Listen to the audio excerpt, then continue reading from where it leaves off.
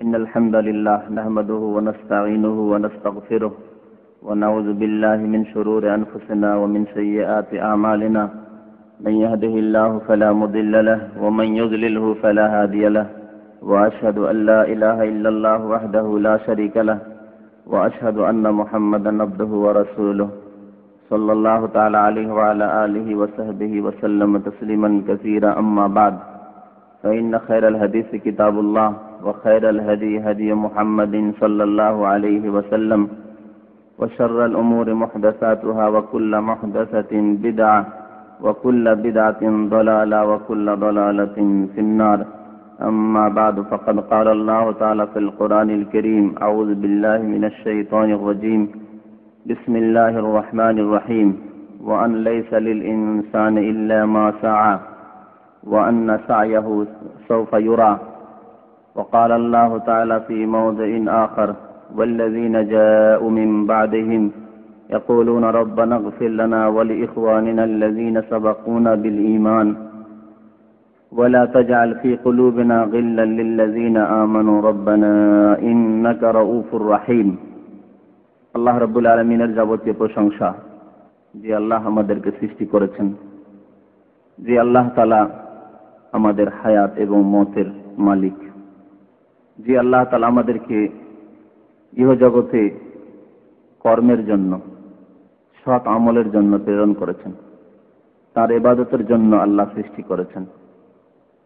দরুদ ও সালাম নাযিল হোক নবী মুহাম্মদুর রাসূলুল্লাহ সাল্লাল্লাহু আলাইহি ওয়াসাল্লামের প্রতি, যিনি সর্বাধিক এবং সর্বোত্তম সৎ আমল সম্পাদনকারী ছিলেন।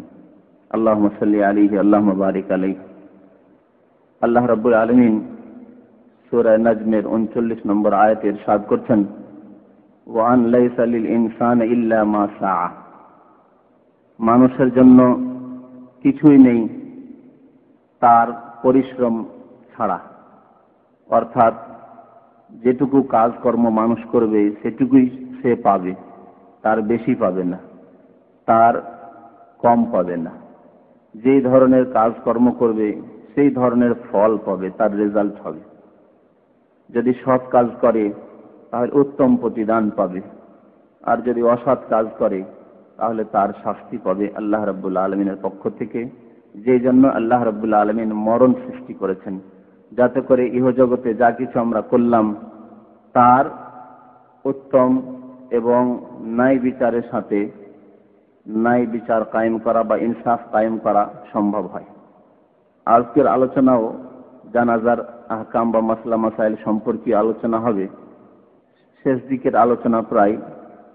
প্রথম বিষয় যেটি আলোচনা করবে সেটি হচ্ছে মাইয়েত, অর্থাৎ কেউ মারা গেলে তার আত্মীয় স্বজনদেরকে তাজিয়ত করা হয়। আরবি ভাষায় তাজিয়ত বলা হয়, যার অর্থ হচ্ছে কারো শোকে সাঁত দেওয়া, সমবেদনা জ্ঞাপন করা। শোকে শোকার্ত হলে তার শোককে হালকা করা, তাকে ধৈর্যের তালকিন করা এবং তার সাথে সমবেদনা প্রকাশ করা। এই তাজিয়ত শরীয়ত সম্মত, অর্থাৎ কেউ যদি বিপদগ্রস্ত হয়, কারো আপনজন যদি ইন্তেকাল করে, তাহলে তাকে সান্ত্বনা দেওয়া, সবরের তালকিন করা, ধৈর্য ধারণের জন্য উপদেশ দান করা এবং আল্লাহ রাব্বুল আলামিন বিপদ আপদে উত্তম প্রতিদান দান করে থাকেন, সওয়াব দিয়ে থাকেন, এসব স্মরণ করিয়ে দেওয়া, যাতে করে মুসিবতগুলি হালকা হয় তার জন্য। এটি শরীয়ত সম্মত। এই ক্ষেত্রে বেশ কিছু হাদিস রয়েছে, একটি করে হাদিস পেশ করবো ইনশাআল্লাহ তাআলা। একটি হাদিস রয়েছে, সাহাবী কুররাতুল মুজানি রাদিয়াল্লাহু তাআলা আনহু বর্ণনা করেছেন যে নবী করিম সাল্লাল্লাহু আলাইহি সাল্লামের ভালো একটি অভ্যাস ছিল যে প্রায় বসতেন, নামাজ শেষ হলো বসতেন, লোকজন কার কিছু সমস্যা আছে শুনতেন এবং দিনী আলোচনার জন্য বসতেন। এক কথায় সাহাবায়ে কেরামরা সুযোগ পেতেন বসার জন্য, যাতে তাদের সমস্যা, কারো যদি কোনো রকমের অসুবিধা থাকে বা কোনো অভিযোগ থাকে বা কোনো কথাবার্তা থাকে, তারা পেশ করবেন সহজে। সাহাবায়ে কেরামরাও বসে যেতেন। যখনই নবী করিম সাল্লাল্লাহু আলাইহি সাল্লাম বসতেন, তখন সাহাবায়ে কেরামরাও গোলাকার হয়ে ঘিরে বসে যেতেন।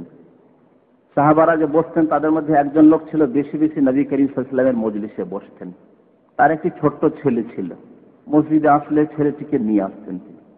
নবী সাল্লাল্লাহু আলাইহি ওয়াসাল্লামের দর্শে আসলে, আলোচনায় আসলে, খেদমতে আসলে ছোট্ট ছেলেটিকে এত বেশি ভালোবাসত যে ছেলেটিকেও সাথে করে নিয়ে আসত। কিন্তু ছেলেটিকে সামনে বসাতো না, পিছন দিকে বসাতো। ছেলেদের অভ্যাসে পিছনে বসতে চায় না, ও চায় বাবার সামনে বসে। কিন্তু ছেলেটি এসে সামনে বসে যেত, তখন সামনে বসিয়ে নিত ওই লোকটি। নবী করিম সাল্লাল্লাহু আলাইহি ওয়াসাল্লাম একদিন জিজ্ঞেস করছেন তাকে যে তুহিব্বুহু, একে খুব বেশি ভালোবাসো। স্বাভাবিক আমরা যদি কারোর সাথে সবসময় তার ছেলেকে দেখে জিজ্ঞেস করবো যে মনে হয় খুব বেশি ভালোবাসেন আপনি। নবী করিম সাল্লাল্লাহু আলাইহি ওয়াসাল্লাম জিজ্ঞেস করছেন যে তুহিব্বুহু, খুব বেশি তাকে ভালোবাসো তুমি? তখন সে বলল যে ইয়া রাসূলুল্লাহ আহাব্বাকাল্লাহ কামা উহিব্বুহু, আল্লাহ আপনাকে ওইভাবেই যেন ভালোবাসে, ওই রকমই পরিমাণ ভালোবাসে যেমন আমি আমার ছেলেকে ভালোবাসি। মানে এত বেশি ভালোবাসি যে ওই রকম ভালোবাসা আল্লাহ যেন আপনাকে দান করে, তার ভালোবাসা এইরকম ভালোবাসি। যাই হোক, হঠাৎ করে ছেলেটি অসুস্থ হয়ে মারা গেল। এই মারা যাওয়ায়, ছেলে মারা যায়, এত প্রিয় ছেলে, ভালোবাসার পাত্র ছেলে মারা যাওয়ায় এত শোকে শোকার্ত হলো ওই লোকটি যে নবী সাল্লাল্লাহু আলাইহি ওয়াসাল্লামের আলোচনার মজলিসে আসাই বন্ধ করে দিল। সাপ্তাহিক যেমন আপনারা আসছেন, আর যারা একেবারে মানে এইরকম যে যারা প্রতি সপ্তাহে কন্টিনিউ নিয়মিত আসেন, হঠাৎ যদি না দেখি এক সপ্তাহ 2 সপ্তাহ, তো স্বাভাবিক আমার প্রশ্ন জাগলো যে ব্যাপারটা কি। নবী সাল্লাল্লাহু আলাইহি ওয়াসাল্লামের প্রশ্ন জাগলো মনে, ব্যাপারটা কি, লোকটিকে দেখছি না কয়েক সপ্তাহ হয়ে যাচ্ছে। নবী করিম সাল্লাল্লাহু আলাইহি ওয়াসাল্লাম জিজ্ঞেস করলেন সাহাবাদেরকে যে মা লিল্লাহ আরাফুল আলান, কি ব্যাপার, তোমরা তো আসছো কিন্তু ওই লোকটিকে দেখছি না যে বাচ্চা নিয়ে আসতো আর প্রায় বসতে এসে, তাকে দেখছি না দীর্ঘদিন থেকে। ফাকালু ইয়া রাসূলুল্লাহ, লোকেরা বলল বুনাইয়াহু আল্লাযী রাআইতাহু হালাকা, তার যে ছেলেটি ছিল, যে ছেলেটি তার সাথেই থাকতো আপনার মজলিসে, সে মারা গেছে। নবী করিম সাল্লাল্লাহু আলাইহি ওয়াসাল্লাম প্রত্যেকের খোঁজ নিতেন, কারো সমস্যা থাকলে, সুবিধা অসুবিধা থাকলে যথাসাধ্য খোঁজ নিতেন। একজন মানুষ সাহাবী, নবী সাল্লাল্লাহু আলাইহি ওয়াসাল্লামের এমন কি প্রয়োজন, ব্যক্তি কোনো স্বার্থ তো নেই, নবী করিম সাল্লাল্লাহু আলাইহি ওয়াসাল্লাম তার সাথে সাক্ষাৎ করছেন রাহমাতুল লিল আলামিন। ফালাকিয়াহু নবী সাল্লাল্লাহু আলাইহি ওয়াসাল্লাম, সেই লোক আর ঘর বাড়ি থেকে বেরোচ্ছেন, নিজের ঘরেই বন্ধ আবদ্ধ, শোকে এত শোকার্ত যে নিজের ঘর থেকে আর বের হচ্ছেন।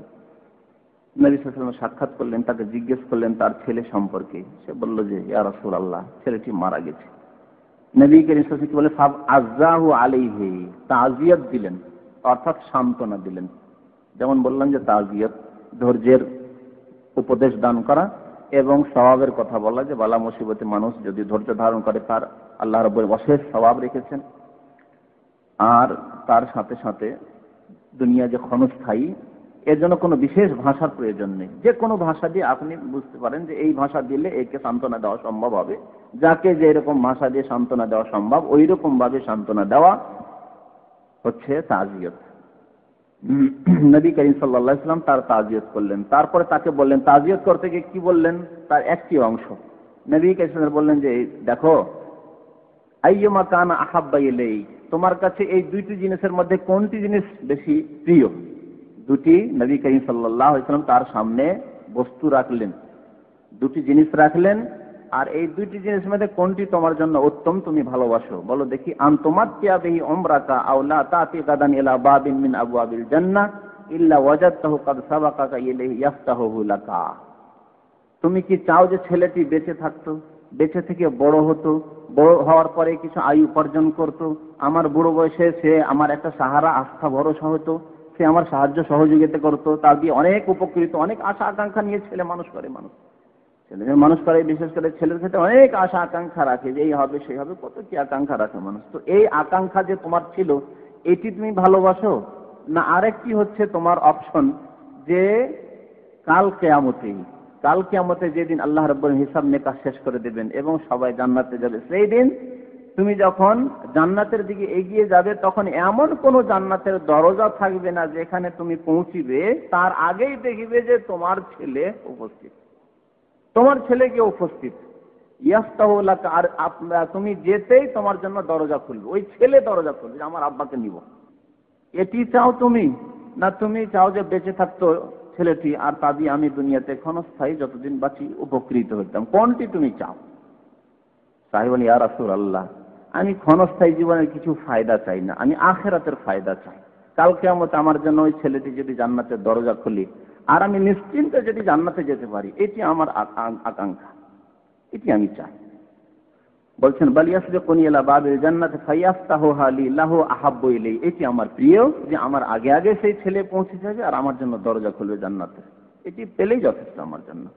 নবী করিম সাল্লাল্লাহু আলাইহি ওয়াসাল্লাম বলেন ফাযাকা লাকা, এটি তোমার জন্য আল্লাহর পক্ষ থেকে বিধিবদ্ধ। তোমার ছেলে মারা গেছে, তোমার জন্য এটি ফরজ হয়ে গেছে, সে শাফাআত করবে, তোমাকে জান্নাতের দরজা খুলে নিয়ে যাবে।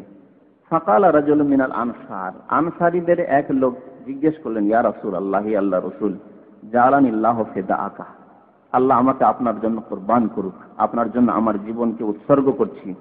আল্লাহু খাসসাতান, এই মাসলাটি কি তার সাথে খাস, মানে এই ফজিলত সেই হাসিল করবে, তার ছেলেই শুধু জান্নাতের দরজা খুলবে, তার জন্য না আমরাও কিছু পাবো? মাসলাটি আম সবার জন্য, সাধারণের জন্য। নবী করিম সাল্লাল্লাহু আলাইহি ওয়াসাল্লাম বললেন যে বাল্লে কুল্লেকুম, তোমাদের সবার জন্য, যে কোনো মুসলমানের জন্য, যে কোনো মুসলমানের নাবালক ছেলে যদি ইন্তেকাল করে আর তারপরে সে যদি ধৈর্য ধারণ করে, তাহলে আল্লাহ রাব্বুল আলামিন তাকে এই মর্যাদা দান করবেন যে তার আগেই সে জান্নাতে পৌঁছে থাকবে আর তার জন্য জান্নাতের দরজা খুলবে। লেকুল্লেকুম, তোমাদের সবার জন্য। হাদিসটি নাসাইতে রয়েছে, ইবনে হিব্বান এবং হাকিমে রয়েছে, হাদিসটি সহিহ, মুসনাদ আহমদেও রয়েছে। তাজিয়াতের ক্ষেত্রে যেমন শোক করা, স্বামী ছাড়া অন্য কারোর জন্য শোক প্রকাশ করা বা শোকে শোকার্ত হওয়া 3 দিনের বেশি জায়েজ নাই। কিন্তু তাজিয়াতের ক্ষেত্রে অর্থাৎ সান্ত্বনা দেওয়ার ক্ষেত্রে, বালা মুসিবতে উপদেশ দানের ক্ষেত্রে 3 দিনের সাথে সীমিত নয়। 3 দিন পরেও যদি আপনি মনে করেন যে লোকটি 3 দিন হয়ে গেছে তারপরেও কাজে কর্মে যাচ্ছে না, কাজকর্ম ছেড়ে বাড়িতে বসে আছে আর বড়ই শোকে শোকার্ত ভেঙে পড়েছে, সুতরাং 3 দিন পার হয়ে গেলেও আপনি যদি মনে করেন যে এর সান্ত্বনার প্রয়োজন রয়েছে, তাহলে আপনি সান্ত্বনা তাকে দেবেন এবং তার তাজিয়াত করবেন। এই ক্ষেত্রে নবী করিম সাল্লাল্লাহু আলাইহি সাল্লাম থেকে দলিল প্রমাণ রয়েছে। নবী করিম সাল্লাল্লাহু আলাইহি সাল্লাম 3 দিন পরেও, ইন্তেকালের 3 দিন পরেও তাজিয়াত করেছেন, অর্থাৎ সান্ত্বনা দিয়েছেন। যেমন জাফর ইবনে আবি তালিব, রাসূলুল্লাহ সাল্লাল্লাহু আলাইহি সাল্লামের চাচাতো ভাই, মুতার যুদ্ধে যে শহীদ হয়েছিলেন, আর তার ছোট ছোট ছেলে মেয়ে, অনেকগুলি ছেলে মেয়ে ছিল, আর তারা খুব কান্নাকাটি করছিল, শোকে শোকার্ত তার জাফরের স্ত্রী এবং ছেলে মেয়েরা। নবী করিম সাল্লাল্লাহু আলাইহি সাল্লাম 3 দিন, এই হাদিসটি এর আগের আলোচনাতে এসছে যে 3 দিন তাদের কাছে যাননি, খুব কান্নাকাটি করছে, 3 দিন তাদেরকে অবসর দিলেন। 3 দিন পরে এবং বললেন 3 দিন পরে আবার আসবো তোমাদের ওখানে। 3 দিন পরে গেলেন, আর যাওয়ার পরে বললেন যে লা তাবকু আলা আখি বাদাল ইয়াম, এরপরে তোমরা কান্নাকাটি করবে না। 3 দিন শোক প্রকাশ করলে আর কান্নাকাটি করবে না। আর তারপরে তাদের তাজিয়াত করলেন, তাদের ফজিলতের কথা বললেন, জাফর রাদিয়াল্লাহু তাআলা আনহুকে আল্লাহ যে শাহাদাতের পর যে মর্যাদা দান করেন সব কথা বললেন। এর দ্বারা বোঝা যায় যে 3 দিন পরেও যদি প্রয়োজন মনে করা হয় যে কাউকে সান্ত্বনা দিতে হবে মুসিবতে, আপনজন কারো ইন্তেকাল হলে, তাহলে জায়েজ। হাদিসটি মুসনাদ আহমদে, আবু দাউদ, নাসাইতে রয়েছে, হাদিসটি সহিহ। তাজিয়াতের ক্ষেত্রে আমাদের দেশের শরীয়ত বিরোধী যে কাজগুলি হয় তার মধ্যে 2টি জিনিস অত্যন্ত গুরুত্বপূর্ণ।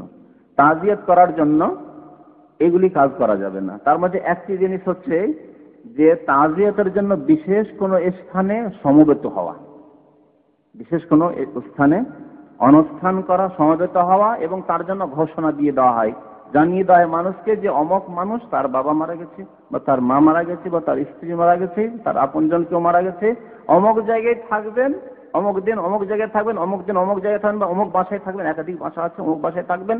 সুতরাং আর তাজিয়াতের জন্য তিনি বসবেন, আপনারা গিয়ে দেখা সাক্ষাৎ করতে পারেন, তাজিয়াত দেবেন গিয়ে, এইরকম অনুষ্ঠান করা হয়। তারপরে ওতে গিয়ে দোয়া করা হয়, সবাই মিলে সম্মিলিতভাবে দোয়া করা হয়। আর যে তাজিয়াতের নিয়মগুলি আমাদের দেশে রয়েছে, এটি আপত্তিকর। বিশেষ কোনো স্থানে সমবেত হবেন, সবাই মিলে একই সময়ে সমবেত হইতে হবে, যেমন সবাই মাগরিব পরে এখানে হয়েছে। এখানে আমার কাছে খবর আছে, এই গত কয়েক মাস আগে এই খবরে একজন ডাক্তার সাহেবের আপনজন, জানি না, তার স্ত্রী মনে হয় তার আম্মা মারা গিয়েছিল, আর আমাদের বাংলাদেশি ভাইরা বড় বড় যারা ডাক্তার, ইঞ্জিনিয়ার, এই ভাইরা সব সেখানে সমবেত হইল। আমার কাছে খবর আসলে যে এরকম ব্যাপার, কিন্তু তারা তো শুনবে না। তাদের যে বিদাত করা যে অভ্যাস আছে, কোরআন খানি কিছু করবে তারা, আর তারপরে কিছু দোয়া কালাম করবে, আর একসাথে সমবেত হবে, সবগুলি আপত্তিকর, কোন শরীয়তের প্রমাণ নেই। নবী করিম সাল্লাল্লাহু আলাইহি ওয়াসাল্লাম যে জাফর ইবনে আবি তালিবের বাড়িতে গেলেন, সাহাবায়ে কেরামদেরকে সাথে নিয়ে গেলেন, আবু বকরকে নিলেন, ওমরকে নিলেন, কোন অনুষ্ঠান করলেন, মজলিস? তো এইরকম কোন মজলিস নেই। যখন রাস্তাঘাটে দেখা হলো সেখানে তাকে তাজিয়াত করলেন, উপদেশ দিলেন, সান্ত্বনা। মসজিদে দেখা হলো, মসজিদে তাকে তাসাল্লি দিলেন, আপনি তাকে উপদেশ দান করলেন সন্তানের জন্য। আর বিশেষ স্থানে সমবেত হইতে হবে, তার অনুষ্ঠান হবে, এটি একটি আপত্তিকর জিনিস। দ্বিতীয় আপত্তিকর জিনিস সেটি হচ্ছে যে সেই দিনে খাবার তৈরি করা হয়। যত লোকেরা তাজিয়ত করতে আসবে, সমবেদনা প্রকাশ করতে আসবে, তাদেরকে খাবার দাওয়াত দেওয়া হবে মাইয়েতের পরিবারের পক্ষ থেকে, মাইয়েতের আত্মীয় স্বজনদের পক্ষ থেকে। এটি হচ্ছে নাজায়েজ এবং বিদআত আর হিন্দুদের তাকলিদ, হিন্দুদের অন্ধ অনুকরণ। কারণ হযরত জারীর বিন আব্দুল্লাহ রাদিয়াল্লাহু তাআলা আনহু বলছেন যে কুননা নাউদ্দু, আর আরেকটি বর্ণনা রয়েছে কুননা নারা, কুননা নাউদ্দুল ইজতিমা ইলা আহলিল মাইয়িত ওয়া সানিয়াতুত তাম বাদা দাফনিহি মিনান নিয়াহাতি। মুসনাদ আহমদ ইবনে মাজাহ হাদিসটি রয়েছে, হাদিসটি সহিহ। অর্থ হচ্ছে যে আমরা মনে করতাম যে মাইয়িতের বাড়িতে সমবেত হওয়া, ইজতিমা শব্দটি হাদিসে রয়েছে, মাইয়িতের বাড়িতে সমবেত হওয়া, অনেক লোকের সমাগম হওয়া এবং খাদ্য তসানি এত তাম, খাবার তৈরি করা, যে খাবার দাবার দিতে হবে, লোকেরা আসবে তাদেরকে খাবার দিতে হবে, ইসানিয়াত তাম বাদা দাফন কাফনের পরে। বিদআত রয়েছে আমার দেশে, কিছু লোকের দাফনের আগে খায়, আগে খাবে তবে তারপরে যাবে জানাজা দাফন, এই এক বিদআত রয়েছে। আর দাফনটা হয়ে গেছে হয়তো, কিন্তু এখন তাজিয়াত করার জন্য আসছেন, সেজন্য সেখানে খাবার দাবার তৈরি হচ্ছে। একে আমরা কি মনে করতাম? রাসূলুল্লাহ সাল্লাল্লাহু আলাইহি ওয়াসাল্লামের জামানায় মিনান নিয়াহাতি, রোদন করার অন্তর্ভুক্ত মনে করতাম, নুহা মনে করতাম। নুহা করলে যে মাইয়িত কি আযাব হয়, যারা করবে তাদের জন্য তারা গুনাহগার হবে, তাদেরও আযাবের কারণ, এবং মাইয়িত যদি নিষেধ না করে গিয়ে থাকে আর ওই পরিবেশে এইরকম বিদআত থাকে, আচরণ থাকে ইসলাম বিরোধী, শরীয়ত বিরোধী, তাহলে মাইয়িতকেও আযাব হবে। যেমন এর আগে হাদিস আপনাদের সামনে অনেকবারই পেশ করা হয়েছে। ইমাম শাফিঈ রাহমাতুল্লাহ এই সম্পর্কে আইম্মায়ে কেরামদের কিছু মত শুনেন। যেহেতু আমাদের সমাজে এসব কাজ হচ্ছে, বিভিন্ন মাযহাবের অন্ধ মুকাল্লিদরা এসব কাজ করে থাকে, সেজন্য আইম্মায়ে কেরামদের কিছু মত শুনেন। ইমাম শাফিঈ বলছেন যে আকরাহুল মাতাম করা আমি অপছন্দ করি। আর আইম্মায়ে কেরামরা আকরাহ শব্দ ব্যবহার করেছেন কারাহাতে তাহরিমের ক্ষেত্রে, অর্থাৎ হারামের ক্ষেত্রে। শরীয়তে এমন কিছু নাই যে কারাহাত মানে চলবে, জায়েজ না, কারাহাত মানে কারাহাতে তাহরিম।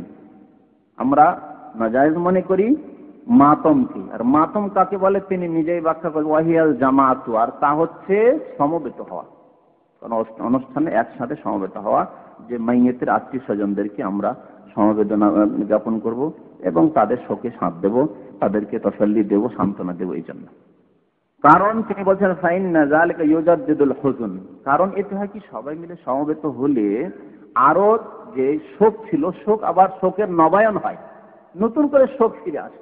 সবাই মিলে বাড়ি ভর্তি হয়ে গেছে, আরিয়া বলছে আহা আপনার আব্বা মারা গেছে, বলছে আহা আপনার আব্বা ভালো। শোকগুলি আরো নতুন হয়ে যায়। 2 দিন 3 দিন হয়ে গেছে, ধীরে ধীরে ভুলতে লেগেছেন লোকজন ভিড় ভাড় না করলে, কিন্তু যত লোকজন আসবে আবার ওই শোক মনে আসবে, শোকের নবায়ন হয়, রিনওয়াল হয়ে যায়।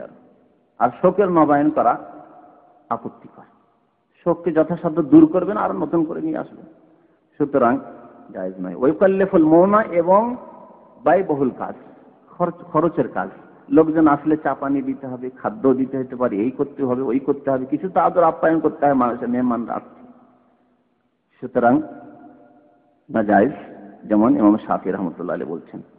তার সাথে সাথে তিনি বলছেন যে এই ক্ষেত্রে হযরত জারীরের হাদিস রয়েছে, যে হাদিসটি বললাম, যে সাহাবায়ে কেরাম একে রোদন করা মনে করতেন, নুহা করা মনে করতেন, যদি খাদ্য তৈরি করা হয় এবং সমবেত হওয়া যায় মাইয়িতের বাড়িতে বা মাইয়িতের পরিবার পরিজনের বাড়িতে। এইভাবে হানাফি মাযহাবের প্রসিদ্ধ ফকিহ ইবনুল হুমাম হিদায়া, যে বিখ্যাত এবং সবচেয়ে বড় ফিকহের কিতাব রয়েছে হানাফি মাযহাবের, এই হিদায়া আমাদের কওমি মাদ্রাসার ফারিক ক্লাসে পড়া হয়। এই হিদায়ার তিনি ভাষ্য লিখেছেন, প্রসিদ্ধ আলেম তিনি বলছেন যে স্পষ্ট ভাষায় তিনি বলছেন যে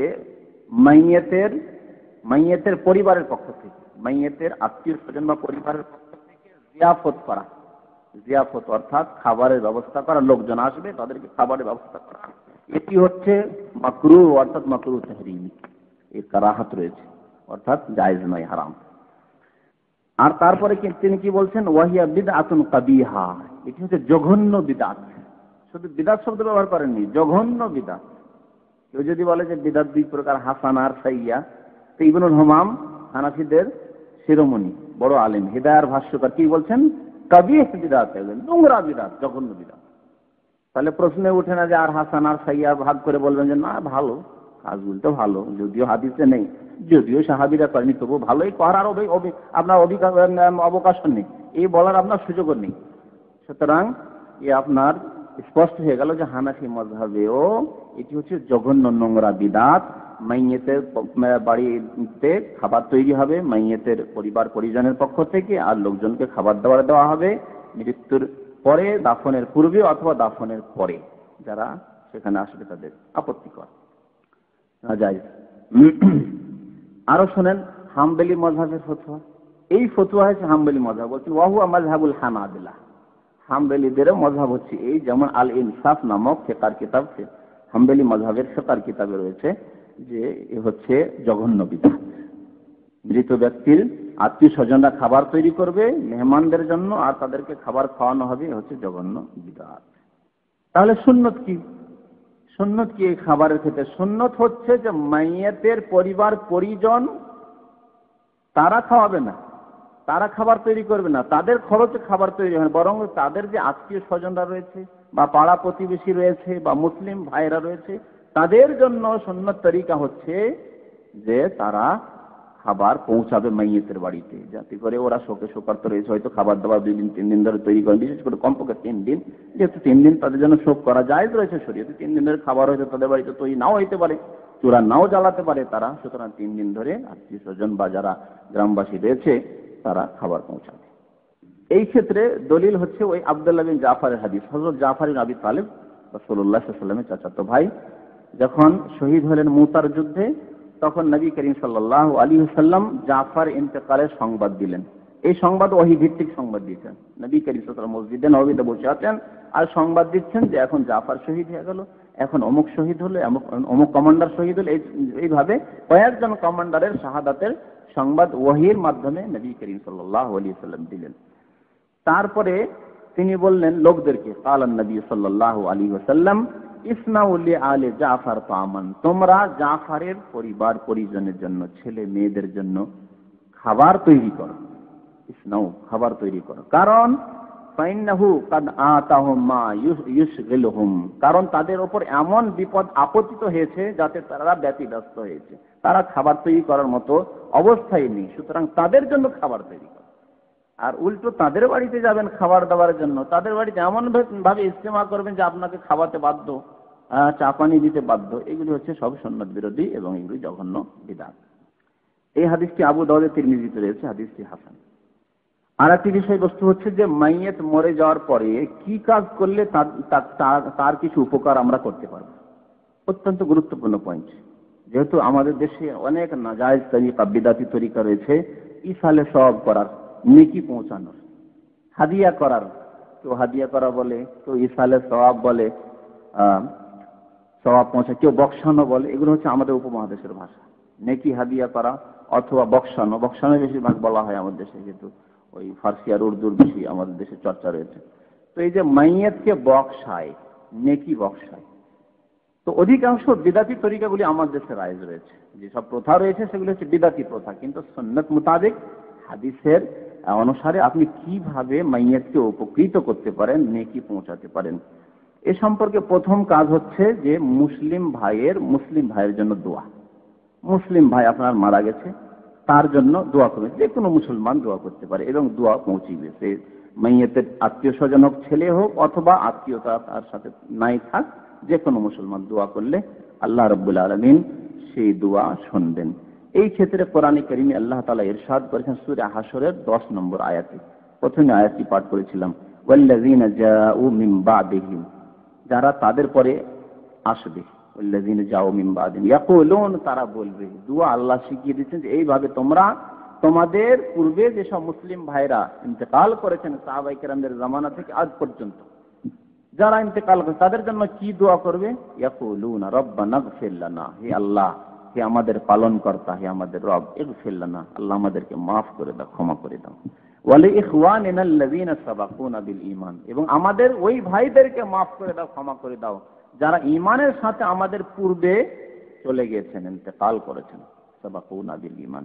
এই আয়াতে একটি গুরুত্বপূর্ণ জিনিস বোঝা গেল, সেটি হচ্ছে যে আগে নিজের মার্জনার জন্য দোয়া করবেন, আল্লাহ মাগফির লানা, রব্বানা ইগফির লানা, আল্লাহ আমাদের ক্ষমা করো। প্রথমে বলবেন নিজের ক্ষমার কথা, যেহেতু নিজে আপনি বেশি মুখাপেক্ষী নেকির, আল্লাহর রহমতের, আল্লাহর করুণার, আল্লাহর মার্জনার ক্ষমা।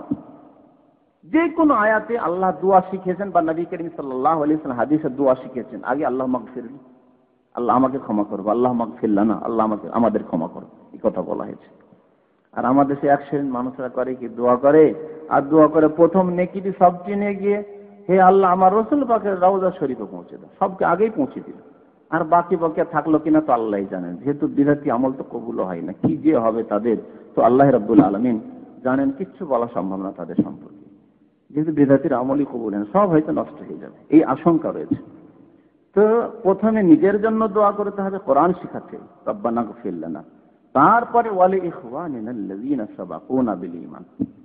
কোরআনে পড়েন আপনি, বাবার চাইতে কারো বেশি হক আছে, মায়ের ওয়ালিদাইন মাতা পিতার হকের চাইতে কারো বড় হক নেই, আল্লাহর পরে তাদের হক। তারপরে আল্লাহ বলেন রব্বিগফিরলি ওয়ালি ওয়ালিদাইয়া, হে আল্লাহ আমাকে মাফ করো, মার্জনা করো, ওয়ালি ওয়ালিদাইয়া আমার মাতা পিতাকে মাফ করো। কোরআনে কত জায়গায় এইভাবে দোয়া শেখানো হয়েছে। কোরআন যদি আমরা গবেষণামূলক পড়তাম, একটু যদি তাহকিকের সাথে পড়তাম কোরআনে আল্লাহ কি বলতে চেয়েছে, তাহলে আমরা হেদায়েত পেয়ে যেতাম, তাহলে শিরক বিদআত থাকতো না, শরীয়ত বিরোধী কোনো কাজ আমাদের দ্বারা মনে হয় হতো না।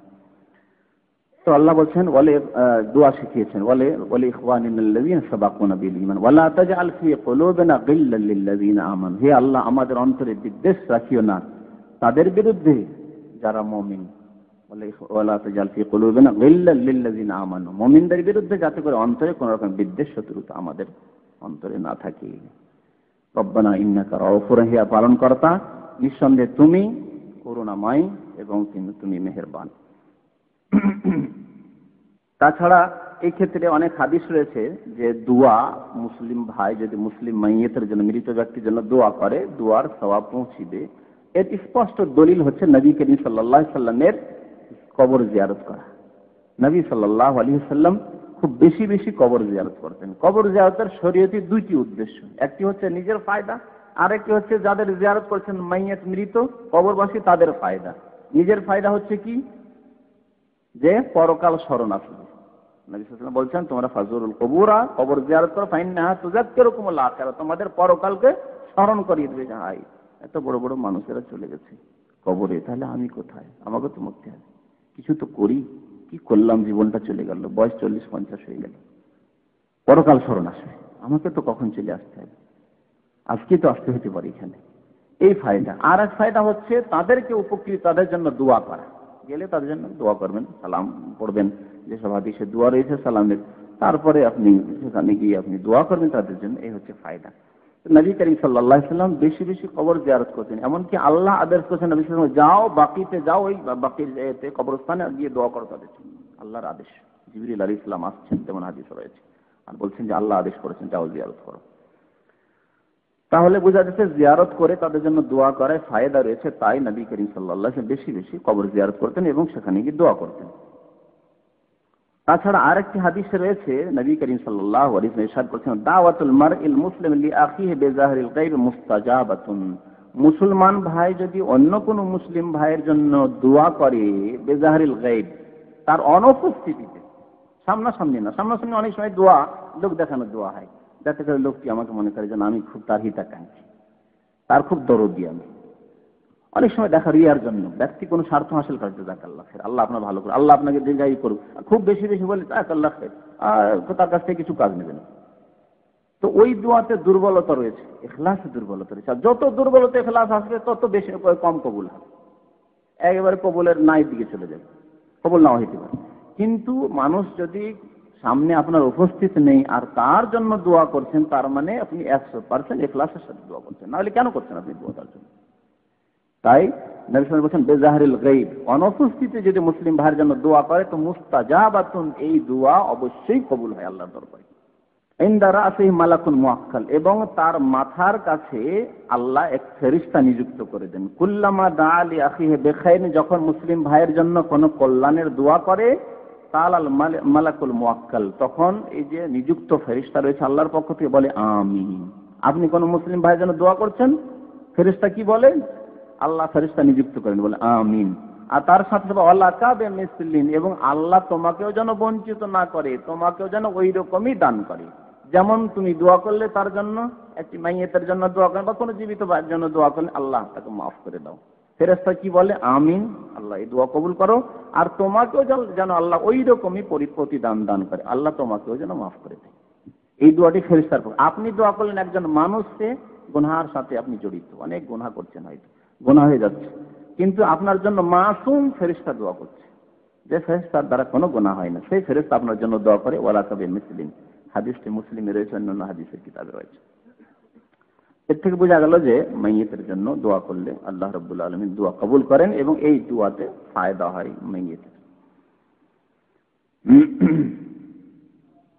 আর একটি জিনিস, দ্বিতীয় জিনিস যাতে মাইয়েতের ফায়দা হতে পারে, তা হচ্ছে মাইয়েতের যদি রোজা বাকি থেকে যায়, অসুস্থ অবস্থায় ছিল, রমজান মাস চলে গেছে, রোজা ছুটে গেছে, অথবা মান্নতের রোজা ছিল, নজর বা মান্নতের যদি রোজা থাকে, তো উলামায়ে কেরামদের কোনো দ্বিমত নেই, সর্বসম্মতিক্রমে ওই রোজা তার আত্মীয় স্বজনদেরকে রেখে নিতে হবে, যেহেতু মান্নত মেনেছে। অর্থাৎ এক মান্নত মানা হলো এই যে একটি জিনিস আপনার উপর ফরজ ছিল না, আপনি নিজের উপর চাপিয়ে নিলেন, ফরজ করে নিলেন, এর নাম মান্নত। আল্লাহ যদি আমার ছেলেটিকে মাধ্যমিকে পাশ করিয়ে দাও, তাহলে আমি 3টি রোজা রাখবো, ফরজ করে নিলেন নিজের উপরে। এখন এই ফরজ আপনার ফরজ হয়ে গেল, রাখতেই হবে আপনাকে। আর ওই মান্নতের নজরে রোজা থেকে গেছে, মারা গেলেন আপনি, তাহলে এই রোজা কি করতে হবে? এই রোজার ক্ষেত্রে কোনো দ্বিমত নেই উলামায়ে কেরামদের, যে এই রোজা যদি থেকে যায় আপনার বাকি আর মারা যান, তাহলে আত্মীয় স্বজনরাকে এই রোজা রাখতে হবে। এই রোজা রাখা ছাড়া কোনো বিকল্প না, হলে আপনি গুনাহগার থাকবেন, যেহেতু আপনি মান্নত করেছেন আর রোজাগুলি রাখেন। আত্মীয় স্বজনরা যদি রোজা রেখে নেয়, তাহলে এই নেকিটা পৌঁছবে। নেকি পৌঁছার দ্বিতীয় তরিকা, ফরজ রোজার ক্ষেত্রে রমজান মাসে রোজা ছিল, অসুস্থ অবস্থায় থেকে গেল, রোজাগুলি রাখতে পারলেন না, আর তারপরে বা সফরে ছিলেন রমজানে, আর তারপরে সফর থেকে আসতেই রোজা রাখার সুযোগ পেলেন না, বা অসুস্থতা থেকে আর সেরে উঠতে পারলেন না, মারা গেলেন না। এখন এই রোজাগুলোর কি হবে? এই ক্ষেত্রে ইখতিলাফ রয়েছে। কিছু উলামায়ে কেরাম, আইম্মায়ে কেরামরা বলছেন যে এই রোজাগুলিও আত্মীয় স্বজনরা রাখলে এই রোজার সিয়ামের সওয়াব পৌঁছবে, অর্থাৎ রোজাগুলিও আত্মীয় স্বজনদেরকে রেখে নিতে হবে।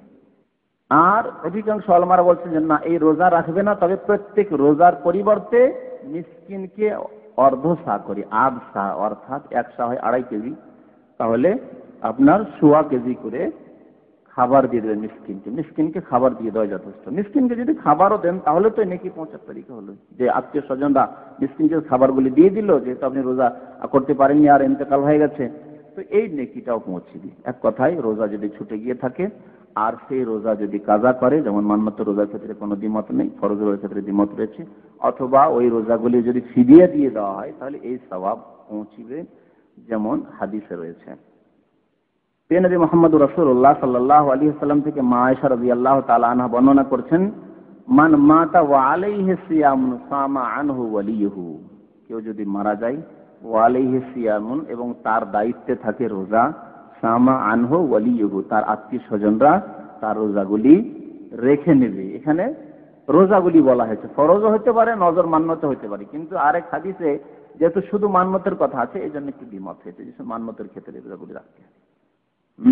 যেমন আব্দুল্লাহ বিন আব্বাস রাদিয়াল্লাহু তাআলা আনহুমা থেকে বর্ণিত আছে যে সাদ বিন উবাদা রাসূলুল্লাহ সাল্লাল্লাহু আলাইহি সাল্লামকে একবার মাসলা জিজ্ঞেস করলেন, ইন্না উম্মি মাতাত, যে আমার আম্মা মারা গেছে, ওয়া আলাইহা নাজরুন, তার মান্যত ছিল রোজার, আল্লাহ যদি আমার এই উদ্দেশ্য পূরণ করে তাহলে রোজা রাখবো, কিন্তু রোজাগুলি রাখতে পারেনি আমার আম্মা। নবী সাল্লাল্লাহু আলাইহি ওয়াসাল্লাম কি বললেন যে ইকযিহি আনহা, কাজা করো, সেগুলি কি কাজা করে না, সেগুলি কাজা করেন। তাহলে মান্যতের রোজা ছিল, নবী সাল্লাল্লাহু আলাইহি ওয়াসাল্লাম কাজা করতে বললেন। বুখারী মুসলিম শরীফের হাদিস। ফরজ রোজার ক্ষেত্রে ইখতিলাফ এই জন্য রয়েছে যে এই ক্ষেত্রে মা আয়েশা রাদিয়াল্লাহু তাআলা আনহাকে একবার জিজ্ঞেস করা হয়, হযরত আমরা এক মহিলা নবী আয়েশা রাদিয়াল্লাহু তাআলা আনহার ছাত্রী ছিলেন। আয়েশা রাদিয়াল্লাহু তাআলা আনহা কে জিজ্ঞেস করছেন যে তার মা মারা গেছে এবং রমজান মাসের রোজা বাকি আছে, কি করব? আয়েশাকে বলেন, আকুদি হানা, গুলি কাজা করে নেব, মানে পূরণ করে নেব কি? তখন আয়েশা রাদিয়াল্লাহু তাআলা আনহা উম্মুল মুমিনিন বলেন, লা বাল তাসাদদাকি আনহা মাকানা কুল্লি ইয়াউমিন নিসফু সাইন আলা কুল্লি মিসকিন, প্রত্যেক রোজার পরিবর্তে একটি মিসকিনকে আধা সা করে সাদকা করে দাও, ফিরিয়ে দিয়ে দাও। রোজা রাখতে বললেন না মা আয়েশা। এই জন্য অনেক ওলামাদের মত যে এই ক্ষেত্রে ফরজ রোজা যদি ছুটে গিয়ে থাকে আর ইন্তেকালকে অসুস্থ অবস্থায় ওই অবস্থায় ইন্তেকাল করে গেছে সময় পানি রোজা রাখার, তাহলে ফিদিয়ে দিয়ে দিবে। আরো আব্দুল্লাহ বিন আব্বাস রাদিয়াল্লাহু তাআলা বলছেন যে এজা মারেদার রাজুল ফি রমাদান, রমজান মাসে কেউ যদি অসুস্থ হয় সুম্মা মাতা ওয়া লাম ইয়াসুম, তারপরে ইন্তেকাল করে গেল, রোজা রাখতে পারলো না, আতামা আনহু ওয়া লাম ইয়াকুন আলাইহি কাযা, তাহলে খাবার দিয়ে দিবে, প্রত্যেক রোজার পরিবর্তে খাবার দিবে মিসকিনকে, কাজা করবে না, রোজাগুলি আত্মীয়স্বজনের কাজা করতে হবে। ওয়াইন কানা আলাইহি নাযর, যদি মান্নত থাকে কাজা আনহু ওয়ালি, তাহলে আত্মীয়স্বজনরা কাজা করে নেবে। এটি হচ্ছে আব্দুল্লাহ বিন আব্বাসের মত। এই জন্য ইমাম আহমদ আর অন্যান্য ওলামারা বলছেন যে কাজা করতে হবে না যদি ফরজ রোজা হয়, খাবার দিয়ে দিতে হবে ফকির মিসকিন। ইমাম শাফি আর বেশ কিছু ওলামায়ে কেরামরা তারা বলছেন যে না, ফরজ রোজা হইলেও আত্মীয়স্বজনরা কাজা করতে পারে, আল্লাহু আলাম। তৃতীয় সওয়াবের তরিকা, সওয়াব পৌঁছানোর তরিকা, মাইয়াতকে সওয়াব পৌঁছার তৃতীয় তরিকা হচ্ছে যে মাইয়াতের যদি ঋণ থাকে ঋণ পরিশোধ করা। এই ঋণ পরিশোধ আত্মীয়স্বজনও করতে পারে, আর আত্মীয়স্বজন ছাড়া যে কোনো মুসলিম ভাই করে দিতে পারে। যে কোনো মুসলিম ভাই যে আত্মীয়স্বজন নাও হয়, সে মাইয়াতের সাথে কোনো আত্মীয়তা নেই, যদি ঋণ পরিশোধ করে তাহলে এই সওয়াব মাইয়াতকে পৌঁছবে। আর আপনারা জানেন যে এই ক্ষেত্রে অনেকবারই হাদিস বলেছি যে নবী করিম সাল্লাল্লাহু আলাইহি ওয়াসাল্লাম যখনই কোনো জানাজা তার সামনে আসতো নামাজ পড়ার জন্য, জানাজা পড়ার জন্য, তখন জিজ্ঞেস করতেন হাল আলাইহি দাইনুন, ঋণ আছে কি তার উপর? যদি বলা হতো যে না ঋণ নাই, তাহলে তো জানাজা পড়তেন। আর যদি বলতো না ঋণ আলাইহি দাইন, এটা তো দাইন রয়েছে, ঋণ রয়েছে, তাহলে কি করতেন? বলতেন সাল্লু আলা সাহিবিকুম, তোমাদের এই সঙ্গীর সাথে নামাজ তোমরা জানাজা পড়ে না, আমি নামাজ পড়তে পারবো না, আল্লাহ নিষেধ করেছেন। যখন সংকট ছিল, অভাব ছিল, নবী সাল্লাল্লাহু আলাইহি ওয়াসাল্লামের কাছে বাইতুল মালের পয়সার অভাব ছিল, তখন এই বলতেন। তারপরে আল্লাহ রাব্বুল আলামিন যখন গনিমত এবং সাইয়ের সম্পদ দিলেন, তখন নবীকে জিজ্ঞেস করতেন, যদি ঋণ থাকতো বলতেন দেখো আমি ঋণ পরিশোধ করছি। নবী সাল্লাল্লাহু আলাইহি ওয়াসাল্লাম প্রথম ঋণ পরিশোধ করতেন, মুসলিমদের পক্ষ থেকে ঋণ থেকে গেলে তারপরে জানাজা পড়তেন। তাহলে বোঝা যাচ্ছে যে ঋণ অবস্থা যদি মারা যায় তাহলে বড়ই অপরাধ করলো, এই অপরাধ থেকে মুক্ত করবেন এবং এই সওয়াবটুকু পৌঁছাবেন, ঋণ পরিশোধ করে দাও সব, এই সওয়াব পৌঁছাবেন আপনি যদি আপনার আত্মীয় স্বজন বা যে কোনো মুসলিম ভাই মারা যায় আর ঋণ রয়েছে আর ঋণ পরিশোধ করতে পারছে না, তা আল্লাহর রাস্তায় ঋণ পরিশোধ করে দেন। এটি হচ্ছে ইসালে সওয়াবের একটি তরিকা।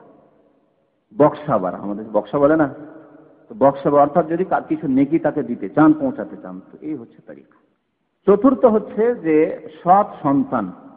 সৎ সন্তান, সৎ সন্তান এই জন্য যে অসৎ সন্তান অসৎ কাজ করবে, নেক কাজে নেই তো পাবেই কি বাবা মা। সৎ সন্তান যে কোনো ভালো আমল করবে, যে কোনো ভালো আমল করবে, তার একটি ভাগ মাতা পিতা পেতেই থাকবে। এটি হচ্ছে ইসালে সওয়াবের সর্বোত্তম তরিকা। আপনার বাবার ইন্তেকাল হয়ে গেছে, আপনার আম্মার ইন্তেকাল হয়ে গেছে, আপনি বেশি বেশি নেক কাজ করেন।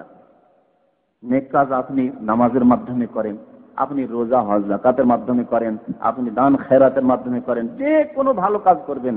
ফরজ নামাজ তো পড়ছেন, তারও সওয়াব পৌঁছচ্ছে, সুন্নত নফল যা পড়বেন, তাহাজ্জুদ পড়েন, আপনি যা যে কোনো ইবাদত করবেন, একটি ভাগ করে আপনার মাতা পিতার কাছে পৌঁছতে থাকবে।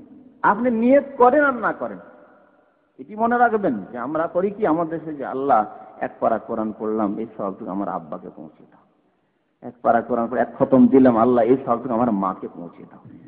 নিয়ত করেন আর না করেন, ছেলে সন্তানকে নিয়ত করার প্রয়োজন নেই, বরং আপনি আপনার সওয়াব পাবেন, আপনার সওয়াবে কোনো ঘাটতি হবে না।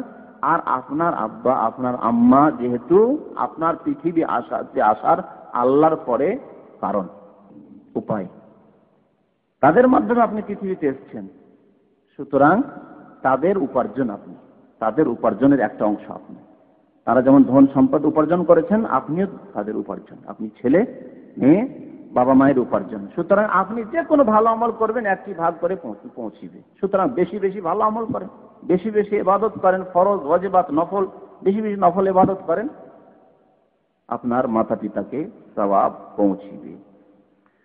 এই ক্ষেত্রে একটি আয়াত পাঠ করেছি সূরা নাজমের 39 নম্বর আয়াত। প্রথমে বলেছি ওয়া আন লাইসা লিল ইনসানি ইল্লা মা সা, মানুষ তাই পাবে যা সে করলো, যা করলো।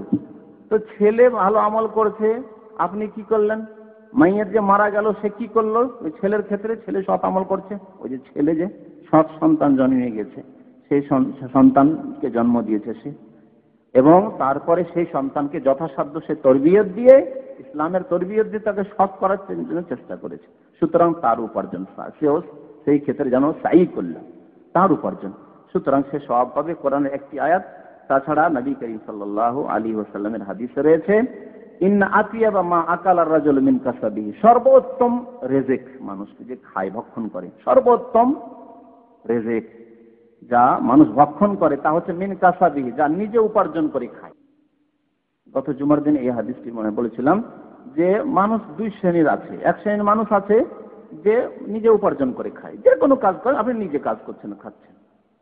আর এক শ্রেণীর মানুষ আছে যে অপরের খাবার খায়, অপরের বাড়িতে লজিং খাচ্ছে, অথবা অপরে দিচ্ছে, তাকে ভাতা দিচ্ছে আর খাচ্ছে, কোনো কাজকর্ম করছে না, সরকার ভাতা দিচ্ছে আর খাচ্ছে বসে বসে, নিজের উপার্জনের নাই। তো সর্বোত্তম খাবার, সর্বোত্তম আহার, সর্বোত্তম রেজেক হচ্ছে যেটি নিজে হাতে মেহনত করে খায় মানুষ, এবং তার গুরুত্ব বুঝে যে আমি মেহনত করে উপার্জন করেছি। ছোট ছোট ভাইরা রয়েছে, বড় ভাই আয় উপার্জন করছে আর পাঠাচ্ছে তাদের জন্য টাকা, আর বসে বসে তারা খাচ্ছে, তাদের মায়া মমতা নেই ওই টাকা পয়সাতে। কিন্তু যে পরিশ্রম করে, মেহনত করে টাকা পয়সা, সে সর্বোত্তম খাবার খায়। সুতরাং নিজে মেহনত করে মানুষকে খেতে হয়, এটি হচ্ছে সর্বোত্তম রেজেক। আর তারপরে কি বলছেন নবী সাল্লাল্লাহু আলাইহি ওয়াসাল্লাম, ওয়াইন্না ওয়ালাদাহু মিন কাসাবিহি, এবং মানুষের সন্তান হচ্ছে তার উপার্জন। তাহলে সন্তান জন্মিয়ে দিয়ে গেলেন আপনার উপার্জন। এই জন্য ওলামায়ে কেরাম এই হাদিসের আলোকে বলেছেন যে সন্তানের যা আয় উপার্জন হবে, বাবার যদি প্রয়োজন হয়, মায়ের যদি প্রয়োজন হয়, তাদের ছেলের কাছে অনুমতি নেওয়ার প্রয়োজন নেই। ছেলের কাছে অনুমতি নেবে যে বাবা তোমার টাকা পয়সাগুলো দাও, আমার চিকিৎসা করব, খেতে পাচ্ছি না, কাপড় নেই, টাকা দাও, চাওয়ার প্রয়োজন নেই। বিনা কোনো অনুমতিতে নেবে, যেহেতু তার উপার্জন। নিজের উপার্জন নেওয়ার জন্য কারো কাছে তো অনুমতি নেওয়ার প্রয়োজন নেই, তাই না? ব্যাংকে আপনার উপার্জন আছে, আপনি যে কোনো সময় বের করে নিয়ে আসবেন। ঠিক তেমনি আপনার ছেলে, আপনার উপার্জন। সুতরাং আপনার ছেলে যদি কিছু আয় উপার্জন করে, যা তার রয়েছে, টাকা পয়সা রয়েছে, ঘর বাড়ি, তার বাড়িতে থাকবেন, একটা রুমে থাকবেন, আমি এই রুমে থাকবো, বাবার অধিকার রয়েছে, মায়ের অধিকার রয়েছে। সে না না না না না চলবে না, তুমি ওই রুমে থাকো না, আমি এখানে থাকবো। বাবা মা যেহেতু আপনাকে জন্ম দিয়েছে, আপনি বাবা মায়ের উপার্জন, এবং আপনি যা কিছু উপার্জন করবেন তাও বাবা মায়ের উপার্জন। 5 নম্বর জিনিস যা মাইয়েতকে পৌঁছিবে তা হচ্ছে যে মাইয়েত জীবিত অবস্থায়, জীবদ্দশায় যা কিছু নেক কাজ করে গেছে, সৎ কাজ করে গেছে, এবং সেই সৎ কাজ থেকে মানুষ উপকৃত হইতে আছে, মানুষ উপকৃত হচ্ছে। এরকম কাজ, সৎ কাজ 2 রকমের আছে। একরকম কাজ আছে যে করেছেন সাথে সাথে শেষ হয়ে গেছে সেই কাজটি, আর কতক কাজ আছে সেই কাজের থেকে মানুষ স্থায়ী কাজ বা দীর্ঘদিনের মানুষ উপকৃত হতে পারে, এই রকমের কাজ। যেমন মসজিদ বানিয়ে দিলেন, মাদ্রাসা তৈরি করে দিলেন, একটা ইসলামিক লাইব্রেরি করে দিলেন, একটি এতিম ছেলেকে আপনি মানুষ করে দিলেন, একটি গরিব ছেলেকে আপনি পড়িয়ে দিলেন। তো এইভাবে যেসব কাজ, একটি টিউবওয়েল দিয়ে দিলেন, পানির অভাব রয়েছে, বাথরুম নেই, সেই জন্য মানুষ বেহায়া বেপর্দা হয়ে পায়খানা পেশাব করতেছে, গরিব মানুষদের গ্রামে 2-4টা আপনি বাথরুম তৈরি করে দিলেন। আপনি এই ধরনের যেসব সওয়াবের কাজ, সাদকা খেরাত করলেন, এগুলি নেকি মানুষের ইন্তেকালের পরেও দীর্ঘদিন ধরে পৌঁছে, যতদিন ধরে উপকৃত হবে মানুষ ততদিন ধরে পৌঁছে থাকবে। এইরকমই এলম ছিল, কাউকে কোরআন, 10টি লোককে আপনি কোরআন শিখিয়েছেন, কোরআন পড়তে যেতেন কোরআন শিখিয়েছেন, দিনের জ্ঞান দান করেছেন, তো এই সওয়াব একেবারে জারি থাকবে, সাদকা জারি কিয়ামত পর্যন্ত চালু থাকবে। এই ক্ষেত্রে অনেকগুলি হাদিস রয়েছে। কোরআনে কারিমের সূরা ইয়াসিনের 12 নম্বর আয়াতে আল্লাহ রাব্বুল আলামিন ইরশাদ করেছেন, ওয়ানাকতুবু মা কাদ্দামু ওয়া আসারাহুম। আল্লাহ বলছেন আমি লিখে রাখি, লিপিবদ্ধ করি, মা কাদ্দামু, যা তারা অগ্রিম প্রেরণ করে, যা আমল আল্লাহর কাছে প্রেরণ করে, আর কি ওয়া আসারাহুম, এবং তাদের আমলগুলি, আসার যে আমলগুলি, যেগুলি পরবর্তীতে মানুষ উপকৃত হইতে আছে, যেসব আমল থেকে, ওগুলিকে আসার বলা হয়েছে। আখেরাতের কর্ম, পরলৌকিক যেগুলো পরকালে কাজ দেবে, সেগুলি আমল, মানে দিনই আমল বন্ধ হয়েছে, দুনিয়ার আমল। আপনি চাকরি করছিলেন, আপনি ইন্তেকাল করলে চাকরি থাকবে, দুনিয়ার কাজ বন্ধ। আপনি ড্রাইভিং করছিলেন, ড্রাইভিং বন্ধ হয়ে গেছে, মানে আপনার কর্ম বন্ধ, দুনিয়ার কর্ম বন্ধ। আর আখেরাতের কর্ম, আপনি নামাজ পড়ছেন, নামাজ বন্ধ হয়ে গেছে। রোজা রাখছেন, আপনি সোমবার বৃহস্পতিবার রোজা রাখছেন, বা মাসে 3টি রোজা রাখছেন, রোজা বন্ধ হয়ে গেছে। ইন্তেকাল হয়ে গেল, প্রথম রমজান আসতে ইন্তেকাল হয়ে গেল, তাহলে রমজান মাসের আর রোজা আপনি পেলেন না, বন্ধ হয়ে গেল, আমল বন্ধ হয়ে গেল। এইভাবে মানুষ যখন মারা যায়, ইনকাতা আনহু আমালুহু, তার আমল বন্ধ, ইল্লা মিন সালাসা, তবে 3টি আমল বন্ধ হয় না, এই হাদিসে বলা হয়েছে। একটি হচ্ছে সাদাকাতিন জারিয়া, এমন দান যার নেকি চালু থাকে, অর্থাৎ সেই দান থেকে মানুষ উপকৃত হতে থাকে দান থেকে, যার উদাহরণ একটু আগে বললাম।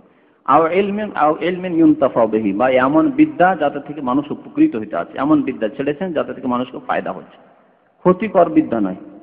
নাস্তিকতার কোনো বিদ্যা শিখিয়ে দেননি যে নাস্তিক কিছু ছাত্র শিষ্য তৈরি করে গেছেন, এক নাস্তিক মরলো আরো অনেক নাস্তিক আছে, কার শিষ্য? অমুক নাস্তিকের শিষ্য। তাহলে তো আযাবের উপর আযাব। কিন্তু যদি সত্যিকার মুসলিম তৈরি করে থাকেন, সত্যিকার আল্লাহর বান্দা তৈরি করে থাকেন, ভালো শিক্ষা দিয়ে থাকেন, তা যার থেকে উপকৃত হচ্ছে মানুষ, তাহলে তার ফায়দা হবে ইন্তেকালের পরে। আও ওয়ালাদিন সালেহিন ইয়াদউলহা, বা সৎ সন্তান যদি দোয়া করে। সৎ সন্তান দোয়া করলে, যেহেতু বিশেষভাবে সৎ সন্তান ইখলাসের সাথে বাবার জন্য মায়ের জন্য দোয়া করে, এই জন্য সৎ সন্তানের কথা বলা হয়েছে। না হলে একটু আগে যেমন বললাম যে কোনো মুসলিম ভাই যদি মুসলিম মৃত ভাইয়ের জন্য দোয়া করে বা জীবিত ভাইয়ের জন্য দোয়া করে, তাহলে তার সওয়াব সে পাবে। আর একটি হাদিসে ইবনে মাঝে হাদিসটি রয়েছে, হাদিসটি সনদ হাসান, নবী করিম সাল্লাল্লাহু আলাইহি ওয়াসাল্লামের একটি হাদিস, ইন্না মিম্মা ইয়ালহাকুল মুমিনা মিন আমালিহি ওয়া সানাতিহি বাদা মাউতিহি। কয়েকটি জিনিসের কথা এখানে বর্ণনা করা হয়েছে যে মানুষ ইন্তেকাল করে যাওয়ার পরে তার আমল এবং নেকি যে পৌঁছে, কয়েকটি জিনিস। একটি হচ্ছে ইলমান আল্লামাহু ওয়া নাশারাহু, জ্ঞান ছিল তার কাছে, ইলম ছিল ইসলাম সম্পর্কে, কোরআন এবং সুন্নাহ সম্পর্কে। হয় কোরআন তেলাওয়াতি করতে পারতো, কোরআন তেলাওয়াতি শিখিয়েছে, বা কোরআন সে তাফসীর বলতে সে তাফসীর করেছে, এ বা লিখনের মাধ্যমে হোক বা আলোচনার মাধ্যমে হোক, যেভাবে হোক না কেন, ইলমুন আল্লামাহু ওয়া নাশারা, শিখিয়েছে এবং তার প্রচার প্রসার করেছে।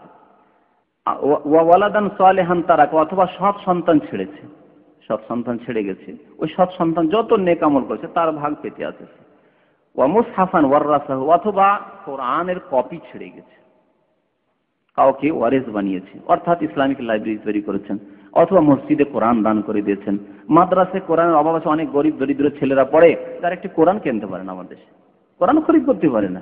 আপনি 10টি 20টি কোরআন খরিদ করে দিয়েছেন, কোরআনের তাফসীর, যেখানে কোরআনের তাফসীরের প্রয়োজন কোরআনের তাফসীর খরিদ করে দিয়েছেন, হাদিসের কিতাবাদি খরিদ করে দিয়েছেন, এই সওয়াবগুলি পৌঁছে। আও মুসহাফান ওয়ারাসাহু আও মসজিদান বানাহু, অথবা মসজিদ তৈরি করে গেছে, মসজিদ তৈরি করেছে।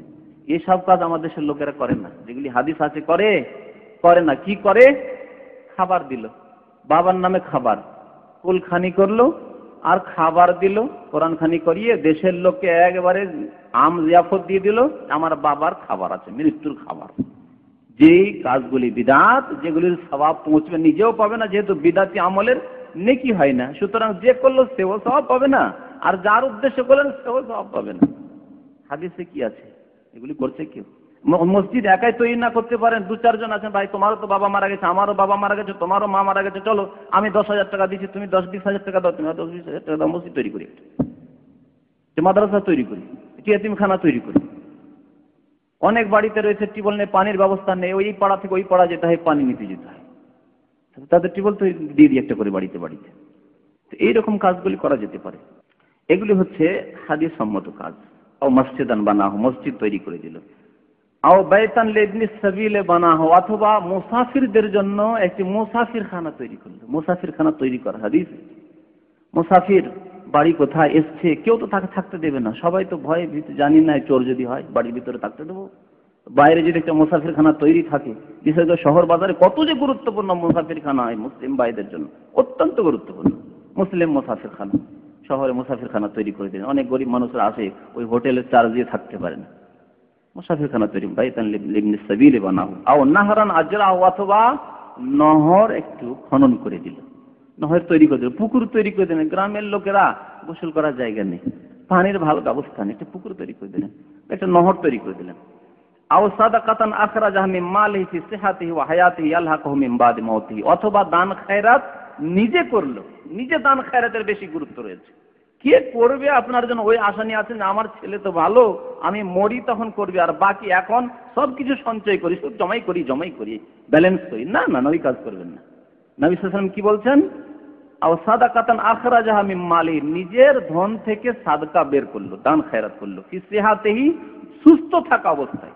এই সুস্থ থাকা অবস্থায় কেন বললেন? এই জন্য বললেন যে সুস্থ যখন মানুষ থাকে, যৌবনে রয়েছেন, সুস্থ রয়েছেন, এখন বয়স হয়তো 40-এর এদিকে আছে, অনেক আশা যে এখন 60-70 বছর বাঁচবো, ছেলেগুলি সব ছোট ছোট আছে, এদেরকে মানুষ করতে হবে, কিছু ব্যালেন্স করি, এই আশা। আমি নিজেও প্রয়োজন হতে পারে টাকা পয়সা, তখন দান খায়রাত করতে মানুষ কিন্তু কৃপণতা করে, বুঝতে পারছেন? এই জন্য সুস্থতার অবস্থায়, কিন্তু অসুস্থ অবস্থা, একেবারে মর অবস্থা, তখন ভাবছেন ছেলেগুলি হয়তো ভালো নাই, আল্লাহ না করে যদি এরকম হয় যে ছেলে একটিও ভালো না, আর এই অবস্থা তোদের জন্য কি রেখে যাবো, সব দান করে দিলাম, মাদ্রাসা সব দান করে দিলাম, একটা মসজিদ তৈরি করে দিলাম।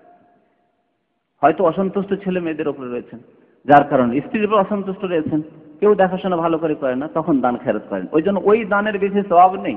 দানের সওয়াব আছে যখন সুস্থ অবস্থায়, অনেকদিন হয়তো বেঁচে থাকবে, ভয় লাগছে যে যদি এই সব কিছু দান করে দিই তাহলে আবার যদি অভাবী হয়ে যায়, সেই অবস্থাতে দান খেরাত করতে হবে। নবী করিম সাল্লাল্লাহু আলাইহি সাল্লাম বলছেন ইয়ালহাকুহু মিন বা'দি মাউতিহি, তাহলে ইন্তেকালের পরে এই নেকিগুলি পাবে সে। হাদিসটি ইবনে মাজাহ এবং ইবনে খুজাইমাতে রয়েছে, হাদিসটি হাসান। আরেকটি বিষয়বস্তু হচ্ছে জিয়ারতে কবর, কবরের জিয়ারত। কবরের জিয়ারত কেমন করে করতে হবে এবং কবরের জিয়ারত কার জন্য জায়েজ, কার জন্য জায়েজ নয়। কবরের জিয়ারত সুন্নাত, কবরের জিয়ারত করা নবী করিম সাল্লাল্লাহু আলাইহি ওয়াসাল্লাম সুন্নাত। যেমন একটু আগে বলছিলাম যে বেশি বেশি নবী করিম সাল্লাল্লাহু আলাইহি ওয়াসাল্লাম কবরের জিয়ারত করতেন এবং আল্লাহ আদেশ করতেন নবী সাল্লাল্লাহু আলাইহি ওয়াসাল্লামকে, জিবরাইলের মাধ্যমে যাও কবর জিয়ারত করো। কিন্তু কবর জিয়ারত করতে যাবেন, ওখানে গিয়ে যাতে করে কোনো শরীয়ত বিরোধী কাজ না হয়, এমন কাজকর্ম না হয় যেগুলি আল্লাহকে অসন্তুষ্ট করে। যেমন কবর জিয়ারত করতে গিয়ে আল্লাহর কাছে না চেয়ে কবরওয়ালার কাছে চেয়ে ফেললেন। এখন কবর জিয়ারত করতে যাবেন, কিন্তু যাবেন খাজা মঈনুদ্দিন আজমির শরীফ যাবেন, যাবেন আপনি ওই বাগদাদ শরীফ যাবেন বড় পীরের কবর জিয়ারত করতে, আর ওখানে তো এই জন্য যাচ্ছেন যে কিছু পাবো, কিছু পাবো। যারা পয়সাওয়ালা তাদের এইরকম শিরকি আকীদা আছে। আমার অঞ্চলে এক পয়সাওয়ালার কথা শুনি যে ও প্রতি বছর ওই আজমেরে যাবে চাদর চড়াতে, আর বলে যে আমার ধন এই জন্য এত বেশি যে আমি প্রত্যেক বছর একটি করে চাদর চড়িয়ে আসি। তো এইরকম মুশরিকি আচরণ যদি থাকে, এগুলি শিরকি কাজ, এসব কাজে যদি কেউ যায় তাহলে তো হারাম।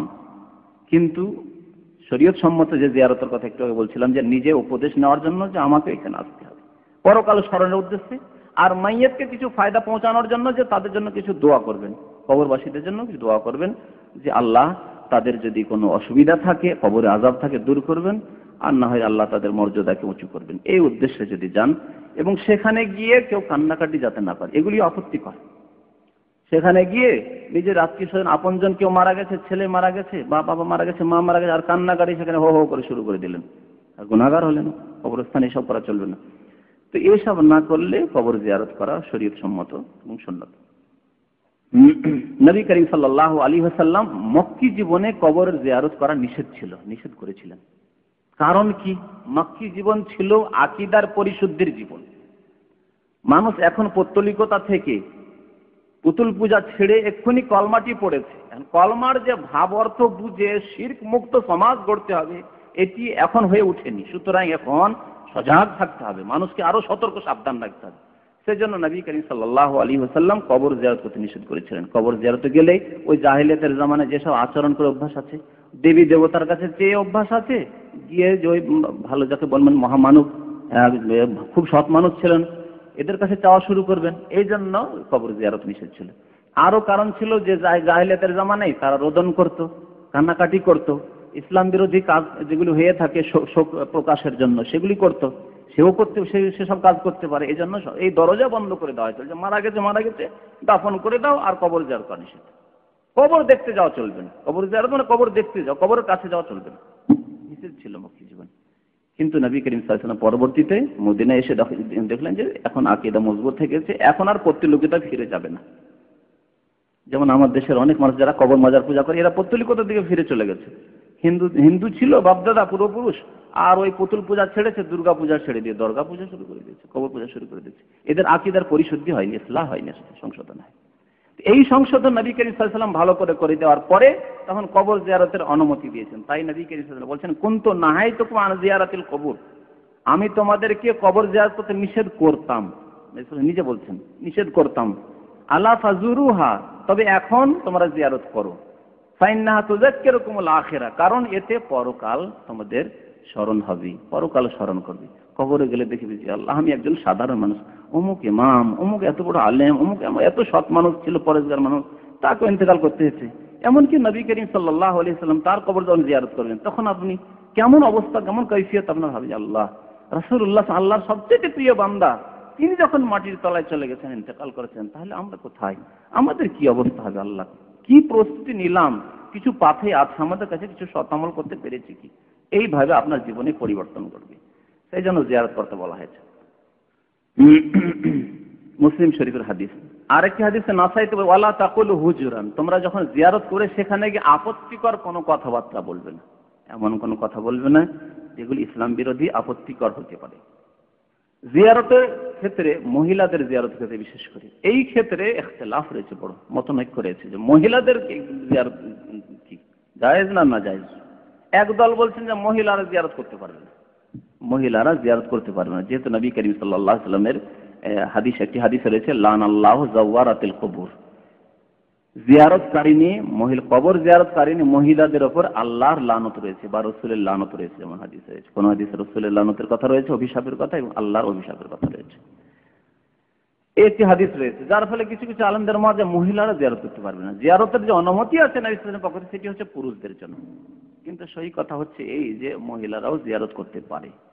আর এই জিয়ারত যে নিষেধ ছিল সেটি আগে যেমন পুরুষদের জন্য নিষেধ ছিল তেমনি মহিলাদের জন্য নিষেধ ছিল, কিন্তু মহিলাদের ওপর লানত অভিশাপ এর জন্য করা হয়েছে যে এরা অন্তর এদের বেশি দুর্বল, আর ওখানে গিয়ে শরীয়ত বিরোধী ইসলাম বিরোধী কিছু কাজ করতে পারে, কবর কাছে কান্নাকাটি হওয়া করে কান্নাকাটি শুরু করে দিল।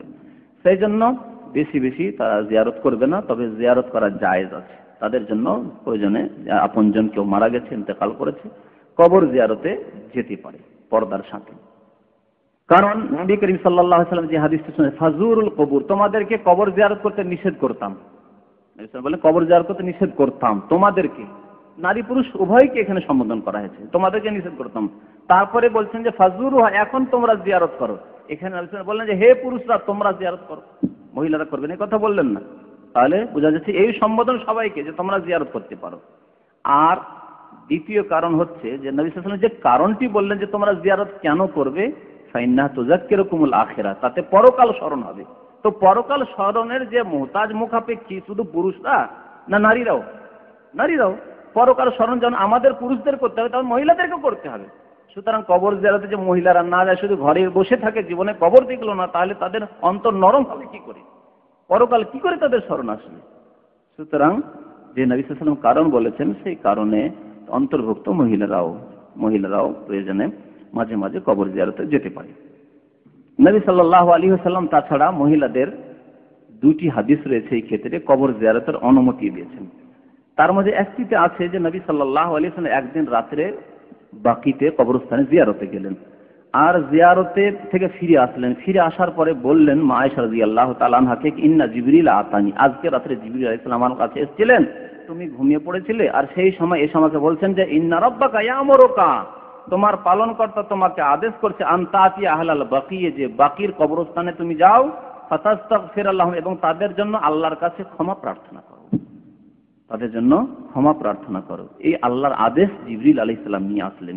তাই নবী সাল্লাল্লাহু আলাইহি ওয়াসাল্লাম গিয়েছিলেন। কালাত কুলতু কাইফা আকুলু লাহুম ইয়া রাসূলুল্লাহ, তারপর মা আয়েশা রাদিয়াল্লাহু তাআলা বলছেন ইয়া রাসূলুল্লাহ, আমি যদি জিয়ারত করি তো কেমন করে বলবো, কি দোয়া বলবো, আপনি তো জিয়ারত করে এলেন, আমি কি দোয়া বলতে পারি? তখন নবী করিম সাল্লাল্লাহু আলাইহি ওয়াসাল্লাম মা আয়েশাকে কথা বললেন যে না না না, মহিলাদের জিয়ারত চলবে না, এই কথা বললেন না, বরং দোয়া শিখিয়ে দিচ্ছেন। বলছেন কুলি, যখন জিয়ারত করবে এই দোয়া, আসসালামু আলাইকুম আহলাদ দিয়ার, হে কবরবাসীরা তোমাদের উপর শান্তি বর্ষিত হোক, মিনাল মুমিনিন ওয়াল মুসলিমিন, মুমিন মুসলিমদের উপর, ওয়া ইয়ারহামুল্লাহুল মুস্তাকদিমিন, আল্লাহ অতীতে যারা চলে গেছেন তাদের উপর যেন রহম করেন, মিন ওয়াল মুস্তাকিন, পরবর্তীতে যারা আসবেন ইন্তেকালে তাদের উপর যেন আল্লাহ দয়া করেন, ওয়া ইন্না ইনশাআল্লাহ বিকুম লালাহিকুন, এবং ইনশাআল্লাহ আল্লাহ চাইলে আমরাও তোমাদের সাথে সাক্ষাৎ করব অচিরেই।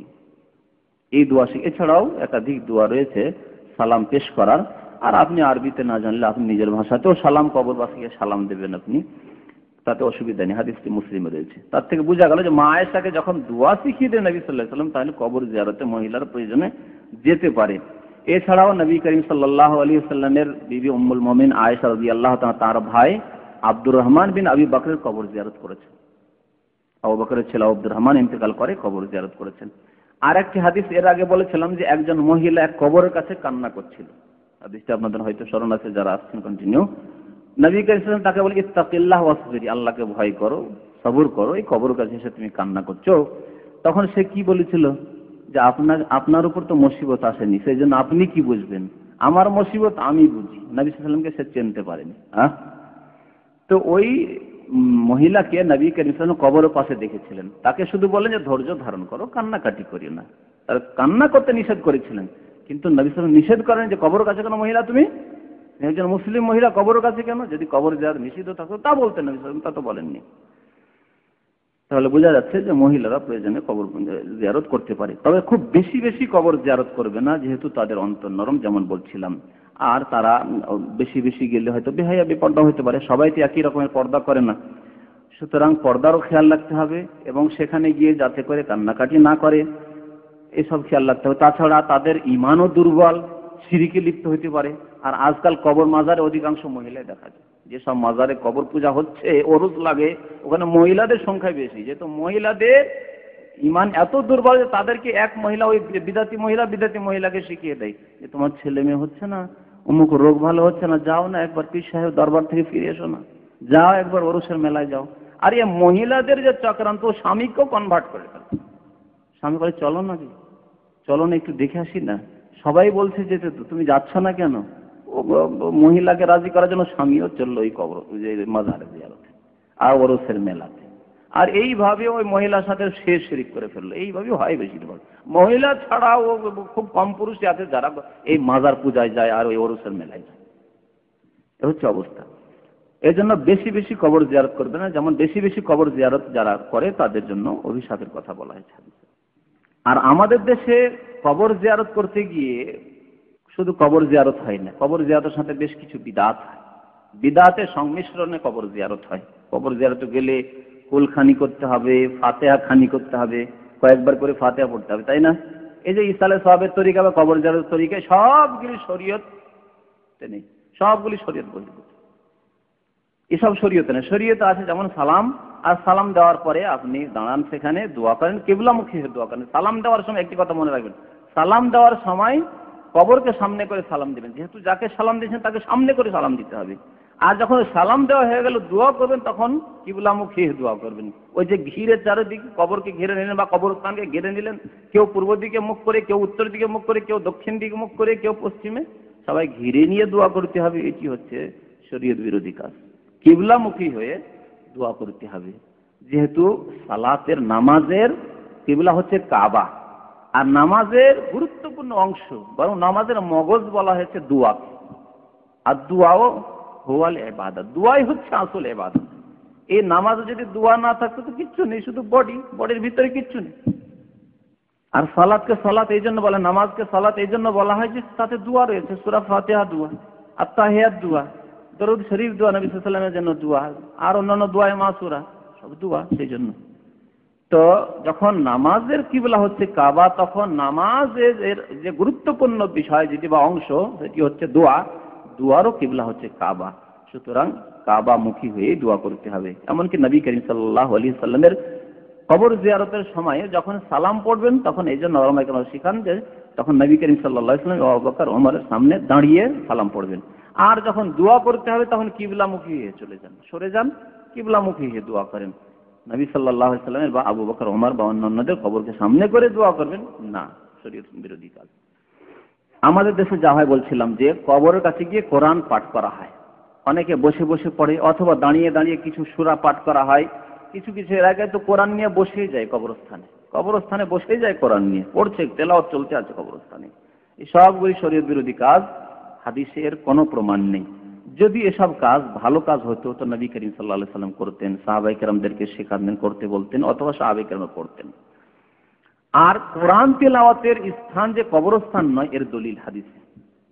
কোরআন তেলাওয়াতের স্থান আপনার ঘর বাড়ি, মসজিদে পড়েন, আপনার বাড়িতে পড়েন, বাসাতে পড়েন, কিন্তু কবরস্থানে কোরআন তেলাওয়াত নয়, কবরস্থান কোরআন তেলাওয়াতের জায়গা নয়। এর দলিল হচ্ছে নবী করিম সাল্লাল্লাহু আলাইহি ওয়াসাল্লাম এই হাদিস, লা তাজআলু বুয়ুতাকুম মাকাবিরা, তোমাদের ঘরগুলিকে কবরস্থানে পরিণত করিও না, তোমাদের ঘরগুলিকে কবরস্থানে পরিণত করিও না। তাহলে কি করতে হবে? ঘরে নামাজ পড়তে হবে, কোরআন তেলাওয়াত করতে হবে। কবরস্থানে নামাজ পড়া যায় না আর কোরআন তেলাওয়াত করা যায় না। তারপরে অংশটি তাহলে আরো স্পষ্ট হয়ে যাবে, কোরআন তেলাওয়াতের সাথে সম্পর্ক আরো স্পষ্ট হয়। ফাইন্না শায়তান ইয়ানফিরু মিনাল বাইতিল্লাযী ইউকরাউ ফিহি সূরাতুল বাকারা, কারণ যেই ঘরে সূরা বাকারার তেলাওয়াত হয় সেই ঘর থেকে শয়তান পলায়ন করে। যেই ঘরে কোরআন তেলাওয়াত হয় সেই ঘর থেকে শয়তান পালিয়ে যায়, শয়তান সেখানে থাকতে পারে না, টিকতে পারে না। তাহলে সূরা বাকারা তেলাওয়াত করতে বিশেষভাবে বলছেন, অন্যান্য সূরাও তেলাওয়াত করেন, কিন্তু বিশেষভাবে সূরা বাকারা এখানে ফজিলত বলা হয়েছে, হাদিস বুখারী শরীফের। তো যখন সূরা বাকারা পাঠ করতে বলা হচ্ছে, আর কোরআন তেলাওয়াত করতে বলা হচ্ছে ঘরে, আর তার সাথে সাথে কি বলা হচ্ছে যে তোমরা নিজের ঘরকে কবরস্থানে পরিণত করিও না। তার মানে কবরস্থানে কোরআন তেলাওয়াত করা যায় না। কোরআন তেলাওয়াত কোথায় করবেন? ঘরে করবেন। আর ঘরে যদি কোরআন তেলাওয়াত না করেন তাহলে কবরের মতো বানিয়ে দিলেন, তাহলে বুঝা গেল কবর বানিয়ে দিলেন। কবরে যেমন কবরস্থানে কোরআন তেলাওয়াত হয় না, আর যার বাড়িতে সপ্তাহকে সপ্তাহ চলে যাচ্ছে আর কোরআন তেলাওয়াত হয় না, তার মানে সে নিজের ঘরকে কবরস্থান বানিয়ে দিয়েছে। দোয়ার ক্ষেত্রে যখন জিয়ারতে গিয়ে দোয়া করবেন তখন হাত তুলে দোয়া করতে পারবেন। হাত তুলে দোয়া করা যেতে পারে। নবী করিম সাল্লাল্লাহু আলাইহি ওয়াসাল্লাম হাত তুলে দোয়া করেন, কিন্তু সম্মিলিত নয়। সম্মিলিত দোয়া করার কোনো প্রমাণ নেই। যদি কেউ বলে সম্মিলিত দোয়া করা, তাহলে এর প্রমাণ নেই। তবে নবী করিম সাল্লাল্লাহু আলাইহি ওয়াসাল্লাম হাত তুলে একাই দোয়া করেছেন। সুতরাং একা একা সব হাত তুলে যদি দোয়া করে তাহলে সুন্নত। নবী করিম সাল্লাল্লাহু আলাইহি ওয়াসাল্লাম একটি হাদিসে রয়েছে যে একদিন রাত্রে যেতেন, ভোর রাত্রে যেতেন, বেশি রাত্রে নবী করিম সাল্লাল্লাহু আলাইহি ওয়াসাল্লাম গিয়ে কবর জিয়ারত করতেন। খারাজা রাসূলুল্লাহ সাল্লাল্লাহু আলাইহি ওয়াসাল্লাম যাতা লাইলাতিন, এক রাত নবী সাল্লাল্লাহু আলাইহি ওয়াসাল্লাম বেরোলেন আর বাকিতে গেলেন, বাকির কবরস্থানে গেলেন। ফাওয়াকাফা ফি আদনাল বাকি, বাকির এক কিনারায় দাঁড়ালেন। সুম্মা রাফা ইয়াদিহি, তারপর দুই হাত উত্তোলন করলেন, হাত উঠিয়ে দোয়া করলেন।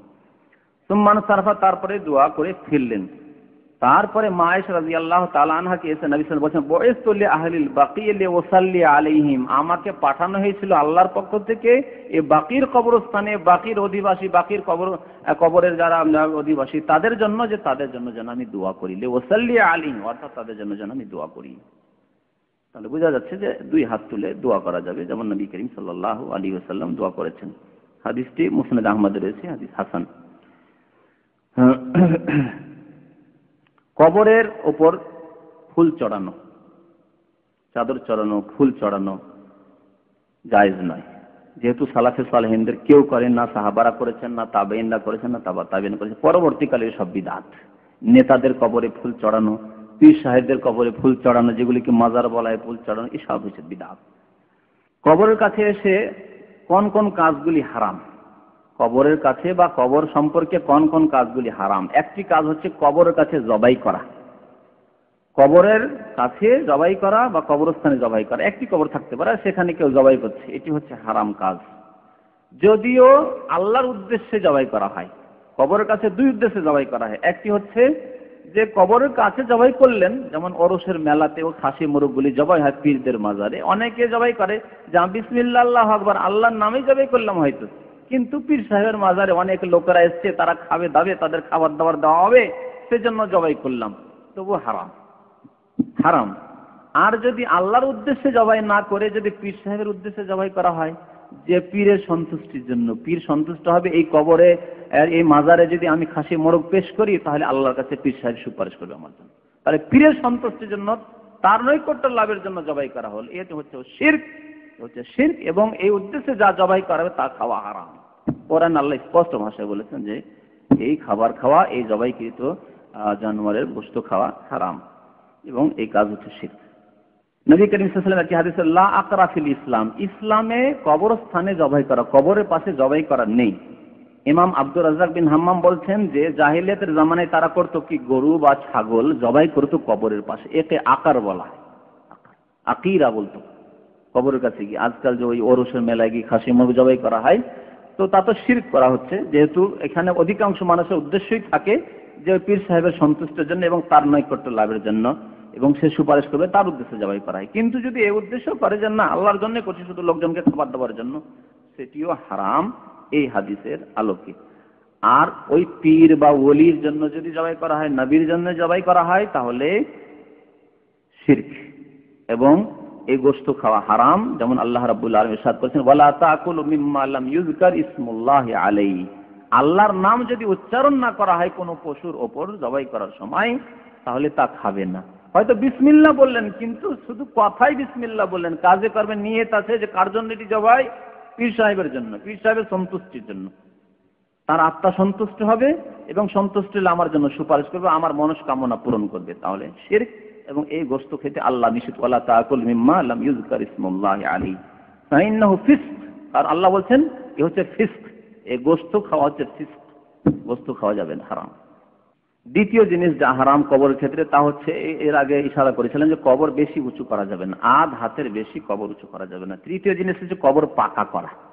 কবর পাকা করা মাইয়েতের নিচে থেকে শুরু করলেন, আর একবার ঘর বাড়ি যেমন পাকা করে তৈরি করা হয় তৈরি করলেন, আর তারপরে রঙিয়ে দিলেন একেবারে সুন্দর করে। কবর পাকা করা এবং রঙিয়ে দেওয়া, প্লাস্টার করা, এসবগুলি হারাম। কবর উপর লিখা কার কবর, তার ঠিকানা, কত সালে তার ইন্তেকাল, কোন তারিখে ইন্তেকাল হয়েছে, আলহাজ অমুক আর তমুক, মৌলানা অমুক সাহেব, এইসব হচ্ছে হারাম। কবরের উপর ঘর নির্মাণ করা, সে গম্বুজ নির্মাণ করেন, আর কোনো মেনারা তৈরি করেন, আর ঘর নির্মাণ করেন বা মসজিদ নির্মাণ করেন, নির্মাণ করা কবর উপর জেনে শুনে হারাম। কবরের উপর অবস্থান করা, বসা, জেনে শুনে কোনো কবরের উপর বসা অবস্থান করা হারাম। এই ক্ষেত্রে নবী করিম সাল্লাল্লাহু আলাইহি সাল্লামের বেশ কিছু হাদিস আছে, তার মধ্যে একটি হাদিস রয়েছে যে নবী করিম সাল্লাল্লাহু আলাইহি সাল্লাম বলছেন যে নাহা রাসূলুল্লাহ সাল্লাল্লাহু আলাইহি ওয়াসাল্লাম আন ইউজাসসাসাল কবর আন ইউকাদা আলাইহি ওয়া আন ইউবনা আলাইহি আও আন ইউকতাবা আলাইহি। মুসলিম শরীফের হাদিস। হযরত জাবের বলছেন যে নবী করিম সাল্লাল্লাহু আলাইহি ওয়াসাল্লাম নিষেধ করেছেন আন ইউজাসসাসাল কবর, কবর পাকা করতে, কবর পাকা করতে নিষেধ করেছেন। ওয়া আন ইউকাদা আলাইহি, কবরে বসতেও নিষেধ করেছেন, অবস্থান করতে নিষেধ করেছেন। ওয়া আন ইউবনা আলাইহি, কবরের উপর নির্মাণ করতে, ঘর নির্মাণ করতে, মেনারা তৈরি করতে, গম্বুজ তৈরি করতে নিষেধ করেছেন। ওয়া আন ইউকতাবা আলাইহি, একটি রিওয়ায়াতে রয়েছে কবরের উপর লিখতে নিষেধ করেছেন, যে লেখা থাকবে এই কবরবাসীর নাম কি। আর একটি হাদিসে উঁচু কবরের ক্ষেত্রে, হাদিসটি এর আগেও শুনিয়েছি, নবী করিম সাল্লাল্লাহু আলাইহি ওয়াসাল্লাম হযরত আলীকে বলেছিলেন, এবং হযরত আলী তার ছাত্র আবুল হাইয়াজ আসাদিকে বলছেন যে আলা আবাসুকা আলা মা বাসানি আলাইহি রাসূলুল্লাহ সাল্লাল্লাহু আলাইহি ওয়াসাল্লাম, যেই কাজের জন্য রাসূলুল্লাহ আমাকে প্রেরণ করেছিলেন তোমাকে কি প্রেরণ করব? আল্লাহ তাদা তিমসালান ওয়া ফি রাসূলাতান ইল্লা তামাসসু, কোথাও যদি ছবি দেখো অথবা পুতুল প্রতিমা দেখো তাহলে তা ধ্বংস করে দেবে। ওয়ালা কবরান মুশরিফান ইল্লা সাওয়াইতাহু, আর যদি উঁচু কবর দেখো তাহলে তা সমতল করে দেবে, মানে আধ হাত রাখতে হবে। কবর উঁচু করার ক্ষেত্রে যেই মাটিটি কবর থেকে কবর খনন করার সময় উঠলো তার বেশি মাটি দেওয়া যাবে না। যে মাটিটা উঠলো সেই মাটিটা মোটামুটি দিলে আধা হাত হয়ে যাবে, আর তার বেশি অন্য জায়গা থেকে মাটি নিয়ে উঁচু করা হবে। আমাদের দেশে পীর সাহেবের যেগুলো বিশেষ বিশেষ কবর সেগুলো বেশি করে উঁচু করা হয়, এ হচ্ছে নিষিদ্ধ এবং হারাম। তারপরে 7 নম্বরে হচ্ছে কবরকে সামনে করে নামাজ পড়া। কবর সামনে করে নামাজ পড়া, সামনে কবর রয়েছে মসজিদের মধ্যে হোক অথবা বাইরে হোক, নিষেধ। নবী করিম সাল্লাল্লাহু আলাইহি ওয়াসাল্লাম বলেছেন লা তুসাল্লু ইলাল কবুরি, কবরকে সামনে করে নামাজ পড়বে না। ওয়ালা তাজলিসু আলাইহা, এবং কবরের উপর অবস্থানও করবে না, বসতেও নিষেধ করেছেন এবং নামাজ পড়তেও নিষেধ করেছেন, মুসলিম শরীফের হাদিস। এছাড়া কবরকে সামনে করে হয়তো নামাজ পড়লেন না, কিন্তু কবরের পাশে নামাজ পড়ছেন, যেমন আমাদের দেশের অনেক মসজিদগুলিতে, বিশেষ করে যেগুলো পুরনো মসজিদ, শাহী আমলের মসজিদ, সেসব মসজিদে একদিকে সাইডে কবর রয়েছে আর পাশে নামাজ পড়ছে লোকেরা। নামাজ পড়া যাবে না কবরের পাশে, কবরস্থানে নামাজ পড়া যাবে না, এবং কবরের পাশে যে কোনো জায়গায় কবর থাকলে কবরের পাশে নামাজ পড়া যাবে না। যেমন নবী করিম সাল্লাল্লাহু আলাইহি ওয়াসাল্লাম বলছেন আল আরদু কুল্লুহা মসজিদুন ইল্লাল মাকবারা ওয়াল হাম্মাম, জমিনের সব জায়গায় হচ্ছে, সমস্ত স্থান হচ্ছে সেজদার জায়গা। যে কোনো জায়গায় জমিনে নামাজ পড়তে পারেন পাক থাকলে, ইল্লাল মাকবারা, তবে কবরস্থানে নামাজ পড়া যাবে না, ওয়াল হাম্মাম, এবং গোসলখানায় নামাজ পড়া যাবে না। গোসলখানা যেখানে মানুষ গোসল করে সেখানে নামাজ পড়া যাবে না। আবু দাউদ তিরমিজির হাদিস, হাদিসটি সহিহ। কবরের উপর মসজিদ নির্মাণ করা, সাধারণ ঘর নির্মাণ করা যাবে না, গম্বুজও তৈরি করা যাবে না, মসজিদ নির্মাণ করা বিশেষভাবে নিষেধ, হারাম। নবী করিম সাল্লাল্লাহু আলাইহি সাল্লাম শেষ মুহূর্তে যে সময় অসুস্থ হয়ে পড়েছিলেন, আর যে অসুস্থতায় তিনি বিদায় নিয়েছিলেন, ইন্তেকাল করেছিলেন, বারবার এই হাদিসটি উচ্চারণ করেছিলেন, লানাতুল্লাহি আলাল ইয়াহুদ ওয়ান নাসারা, ইহুদি খ্রিস্টানদের উপর আল্লাহর অভিসম্পাত হোক। ইত্তাখাযু কুবুর আম্বিয়াহিম মাসাজিদা, তারা তাদের নবীদের, আম্বিয়াদের কবরগুলিকে সেজদার স্থানে পরিণত করেছে, তারা সেখানে মসজিদ বানিয়ে ফেলেছে, তারা তাদের গির্জায় তারা ইবাদত করত, উপাসনালয় তৈরি করে ফেলেছিল নবীদের কবরের উপর বা ওলি আউলিয়াদের, তাদের সৎ ব্যক্তিদের কবরের উপর। ইউহাজ্জিরু মা সানাউ, এইভাবে রাসূলুল্লাহ বারবার যে রিপিট করছিলেন কথাটি যে লানাতুল্লাহ আল ইয়াহুদ ওয়ান নাসারা, শুধু কি সংবাদ দেওয়ার উদ্দেশ্য ছিল যে আল্লাহর অভিশাপ রয়েছে ইহুদি খ্রিস্টানদের ওপর, শুধু সংবাদ দেওয়ার না? সাহাবী বলছেন ইউহাজ্জিরু মা সানাউ, যা করেছে ইহুদি খ্রিস্টান তা থেকে মুসলিম উম্মতকে সাবধান করছিলেন, সতর্ক করছিলেন যে তোমরা এরকম করবে না, যে আমার ইন্তেকাল হবে আর তোমার মসজিদ বানিয়ে ফেলবে আমার কবরের উপরে। কোন সাহাবীর ইন্তেকাল হলো, আল্লাহর নেক বান্দা মসজিদ বানিয়ে ফেললাম, এইরকম করবে না। এবং সেখানে সেজদাও করবে না। তাহলে বোঝা যাচ্ছে যে যেখানে কবর থাকবে সেখানে সেজদা করা যাবে না। আয়েশা রাদিয়াল্লাহু তাআলা আনহা আরেকটি হাদিস বর্ণনা করছেন ইহুদি নাসারাদের সম্পর্কে, যখন নবী করিম সাল্লাল্লাহু আলাইহি ওয়াসাল্লাম অনেক সাহাবায়ে কেরামরা হাবাসা হিজরত করে গিয়েছিলেন। মক্কা থেকে প্রথম হিজরত একে বলা হয়, হাবাসা আবেসিনিয়া হিজরত করে গিয়েছিলেন। সেখানে গিয়ে দেখলেন অনেক সৎ লোকরা তাদের কবর রয়েছে, কবরের উপর ঘর বানিয়ে মসজিদ বানিয়ে লোকেরা পূজা করছে, উপাসনা করছে, খ্রিস্টানরা, যেহেতু হাবাসায় তখন খ্রিস্টান ছিল। তো তাদের সম্পর্কে নবী সাল্লাল্লাহু আলাইহি ওয়াসাল্লাম বলেন, ইন্না উলাইকা ইযা কানা ফীহিম রাজুলুস সালিহ, তাদের আচরণ অর্থাৎ ইহুদি খ্রিস্টানদের আচরণ ছিল এই যে তাদের যদি কোনো সৎ মানুষ মারা যেত বানাও আলা কবরিহি মসজিদান, তাহলে কবরের উপর তারা সেজদার স্থান, উপাসনালয় তৈরি করে নিত। তুম্মা সাওয়ারু ফিহি তিলকা সুওয়ার, তারপরে ওই যে লোকেরা মারা গেছে, সৎ লোকেরা, নবী বা ওলি আউলিয়া মারা গেছে, তাদের ছবি অঙ্কন করত, ছবি অঙ্কন করে দেওয়ালে দেওয়ালে ছবি অঙ্কন করে রাখত। সাওয়ারু ফিহি তিলকা সুওয়ার উলাইকা শিরারুল খালক ইনদাল্লাহি তাআলা, এরাই হচ্ছে সৃষ্টি জগতের সবচাইতে জঘন্য। শিরারুল খালক, সৃষ্টি জগতে অর্থাৎ যত পৃথিবীতে মাখলুকাত রয়েছে, কীট পতঙ্গ, পশু পাখি, কুকুর, শৃগাল, শুকুর, তার চাইতে নিকৃষ্ট এরা শিরারুল খালক। মানুষ হওয়া সত্ত্বেও যেহেতু এরা আল্লাহকে বাদ দিয়ে শিরক করা শুরু করেছে, কবরের ওপর উপাসনালয় তৈরি করেছে, আর তাদের ছবি অঙ্কন করে তাদের পূজা আরম্ভ করেছে, কবরের পূজা আরম্ভ করেছে, কবরের উপর উপাসনা করা শুরু করেছে, ইবাদত করা শুরু করেছে। সুতরাং এরা শিরারুল খালক, সৃষ্টি জগতের সবচেয়ে জঘন্য এবং নোংরা বদ প্রকৃতির মানুষ। শিরারুল খালকে ইনদাল্লাহি তাআলা। তো এইরকম অনেক ধর্মে রয়েছে। আমি বৌদ্ধ ধর্মের যে সবচেয়ে বড় উপাসনালয় রয়েছে বেনারসে, সারনাথ, ওখানে একবার গিয়েছিলাম। তো দেখলাম যে যেখানে বৌদ্ধদেবের কথা বলা আছে, যেখানে দীর্ঘদিন ধরে সে তপস্যা করে করে সেখানে সে সিদ্ধি লাভ করেছিল তাদের ভাষায়।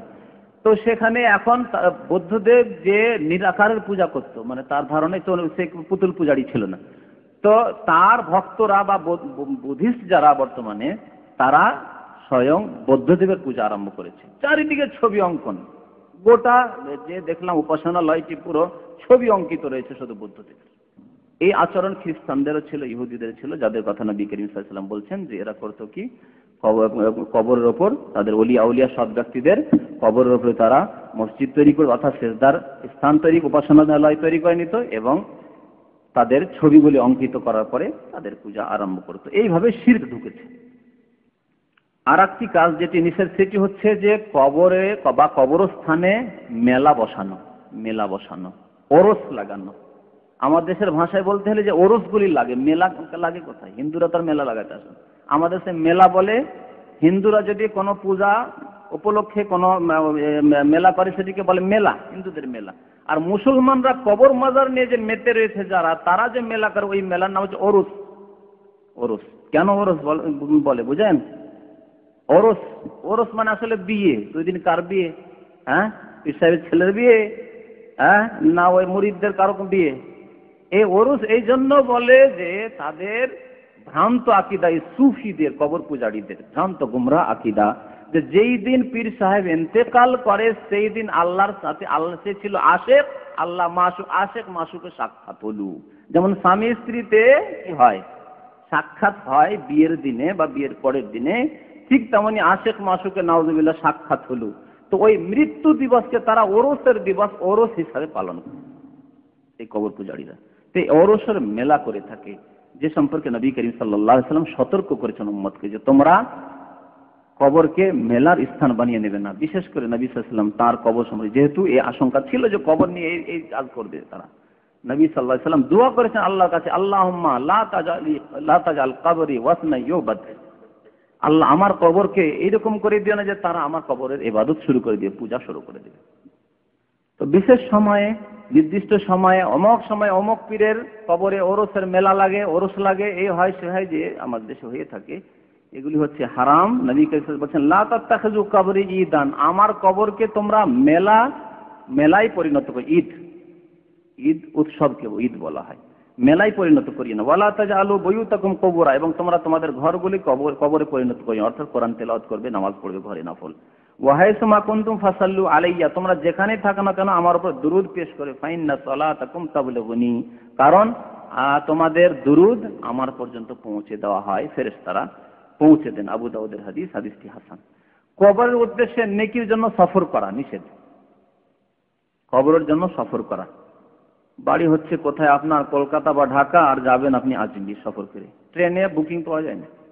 যখন ওরস লাগে আজমিরে তখন বুকিং পাওয়া যায় না, মাস 2 মাস আগে থেকে বুকিং দিতে হয় সেই দিন।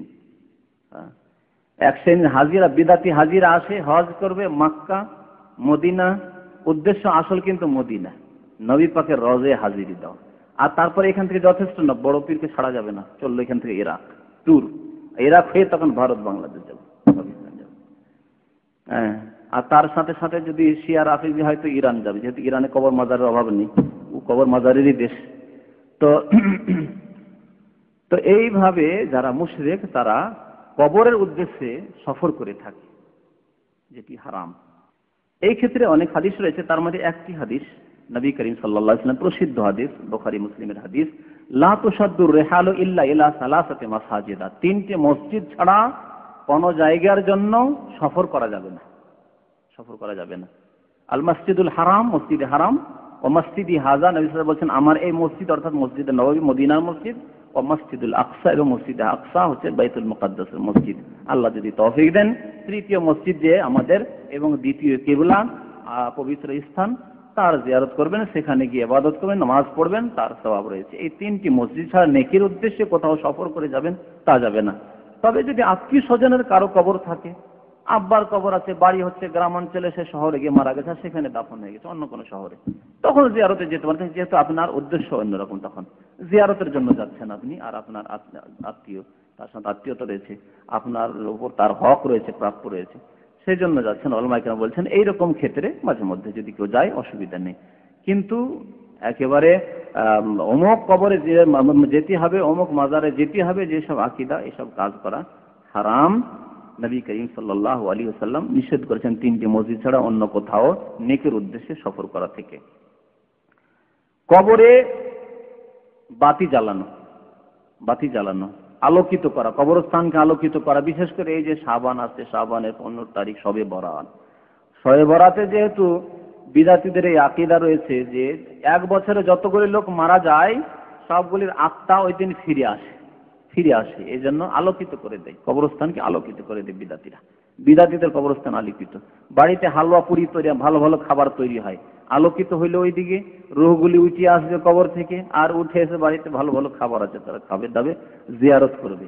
আর তাদের ওই মাইয়াতদেরকে যেহেতু উঠে আসে তাদের কিছু সওয়াব পৌঁছাতে হবে, যেন গরিব মিসকিনদের সেই দিন হালুয়া পুরি দেওয়া হবে। একদিন এত বেশি হালুয়া পুরি দেওয়া হয় যে গরিবরা খেতে পারে না, আর সারা বছর তাদের খোঁজ খবরও নেওয়া হয় না, যে কি খেলো না খেলো, কিছু আছে তাদের ঘরে না আছে, কোনো খোঁজ খবর নেওয়া হয় না। তাদের কাপড়ের খোঁজ খবর নেই, যে কাপড় আছে পরনে কি নেই, কিন্তু হালুয়া পুরি দেবে। জাহেল বিদাতীদের আকীদা যে হালুয়া পুরি এই জন্য দেওয়া হবে যে নবী সাল্লাল্লাহু আলাইহি ওয়াসাল্লামের নাকি ওহদে দাঁত ভেঙে গেছিল, কিচ্ছু খেতে পারছিলেন না নবী সাল্লাল্লাহু আলাইহি ওয়াসাল্লাম, শুধু হালুয়া, সেই জন্য হালুয়া দেবে তারা। বুঝতে পারছেন তো, দাঁতগুলি আগে ভাঙেন, জিহাদে নামেন, জিহাদের ময়দানে একটু কষ্ট করেন, আর একটু রক্ত ঝরুক, আর রক্ত ঝরার পরে যখন দাঁত ভাঙবে তখন আপনি হালুয়া খাবেন, তাহলে তো আসল সুন্নতের আমল হবে। তো বাতি জ্বালানো হারাম কবরের পাশে, যে কোনো কবর হোক, সাধারণ মানুষের হোক, আর আপনি যাদেরকে ওলিয়া উলিয়া মনে করছেন, খাস খাস লোক, বিশেষ বিশেষ লোক মনে করছেন, তাই হোক, কবরের কাছে বাতি জ্বালানো হারাম। নবী করিম সাল্লাল্লাহু আলাইহি ওয়াসাল্লাম থেকে এর কোনো প্রমাণ নেই, সাহাবায়ে কেরাম থেকে এর কোনো প্রমাণ নেই যে নবী সাল্লাল্লাহু আলাইহি ওয়াসাল্লামের কবরের কাছে তারা বাতি জ্বালিয়েছেন। সালাফে সালেহিনরা এই রকমের বিদআত জানতেন না। আর প্রসিদ্ধ হাদিস রয়েছে নবী সাল্লাল্লাহু আলাইহি ওয়াসাল্লাম কুল্লু বিদআতিন দালালা, প্রত্যেক বিদআত নব আবিষ্কৃত কাজ হচ্ছে পথভ্রষ্টতা, গুমরাহি, ও কুল্লু দালালাতিন ফিন্নার, এবং প্রত্যেক গুমরাহি হচ্ছে জাহান্নামে যাওয়ার কারণ। নাসাই শরীফের হাদিস, ইবনে খুজাইমার হাদিস, যে বিদআত করলে জাহান্নামে যেতে হবে। দ্বিতীয় কাজ হচ্ছে যে কারণ হচ্ছে যে কবরের কাছে বাতি জ্বালানো যাবে না, এর দ্বিতীয় কারণ হচ্ছে যে এতে অর্থের অপচয় রয়েছে, অর্থের অপচয়। নবী সাল্লাল্লাহু আলাইহি ওয়াসাল্লাম অর্থের অপচয় করতে নিষেধ করেছেন। আপনি বাতি জ্বালাচ্ছেন তো খরচ তো হচ্ছে, তাতে খরচ হচ্ছে। যদি আপনি বিদ্যুতের মাধ্যমে আপনি আলোকিত করেন তো বিদ্যুতের তো বিল আসছে, যেভাবে হোক না কেন, বা তেলের মাধ্যমে যদি বাতি জ্বালান তাতেও খরচ, আর এগুলি হচ্ছে অপচয়, যে অপচয় করতে নবী সাল্লাল্লাহু আলাইহি ওয়াসাল্লাম নিষেধ করেছেন। আর এই রকমের কাজের কোনো প্রমাণও নেই। তাছাড়া তৃতীয় কারণ হারাম হওয়ার হচ্ছে যে এটি হচ্ছে অগ্নি পূজকদের সাদৃশ্যতা, তাদের তাকলিদ, অনুকরণ। অগ্নি পূজকরা আগুন জ্বালিয়ে উপাসনা করে, তাদের ইবাদত পুজো পাঠ হচ্ছে আগুন জ্বালিয়ে। এই জন্য সূর্য যখন উদয় হয় তখন তারা পুজো পাঠ করে, আবার সূর্য যখন অস্তমিত হয় তখন তারা পুজো পাঠ করে। আর আগুন না জ্বালালে তাদের পুজো হয় না, আগুন জ্বালাতেই হবে। হ্যাঁ, তো এই মুশরিকরা করে থাকে, হিন্দুরা করে থাকে, অগ্নি পূজকরা এইসব কাজ করে থাকে। আর যদি আপনিও কবরের কাছে বাতি জ্বালান তাহলে মুশরিকদের বা হিন্দুদের অনুকরণ করলেন। আর নবী করিম সাল্লাল্লাহু আলাইহি সাল্লাম বলেছেন, মান তাশাব্বাহা বিকওমিন ফাহুয়া মিনহুম, কেউ যদি কোনো মুসলমান যদি অমুসলিমদের সাদৃশ্যতা অবলম্বন করে, তাদের অনুকরণ করে ধর্মীয় ক্ষেত্রে, তাহলে তাদের অন্তর্ভুক্ত তারা হয়ে যাবে, তাদের শামিল হয়ে যাবে। মাজুস না হয়ে যান আপনি, অগ্নি পূজক না হয়ে যান। আল্লাহ রাব্বুল আলামিন আমাদের ঈমান এবং আমলের যেন হেফাজত করেন, আমিন।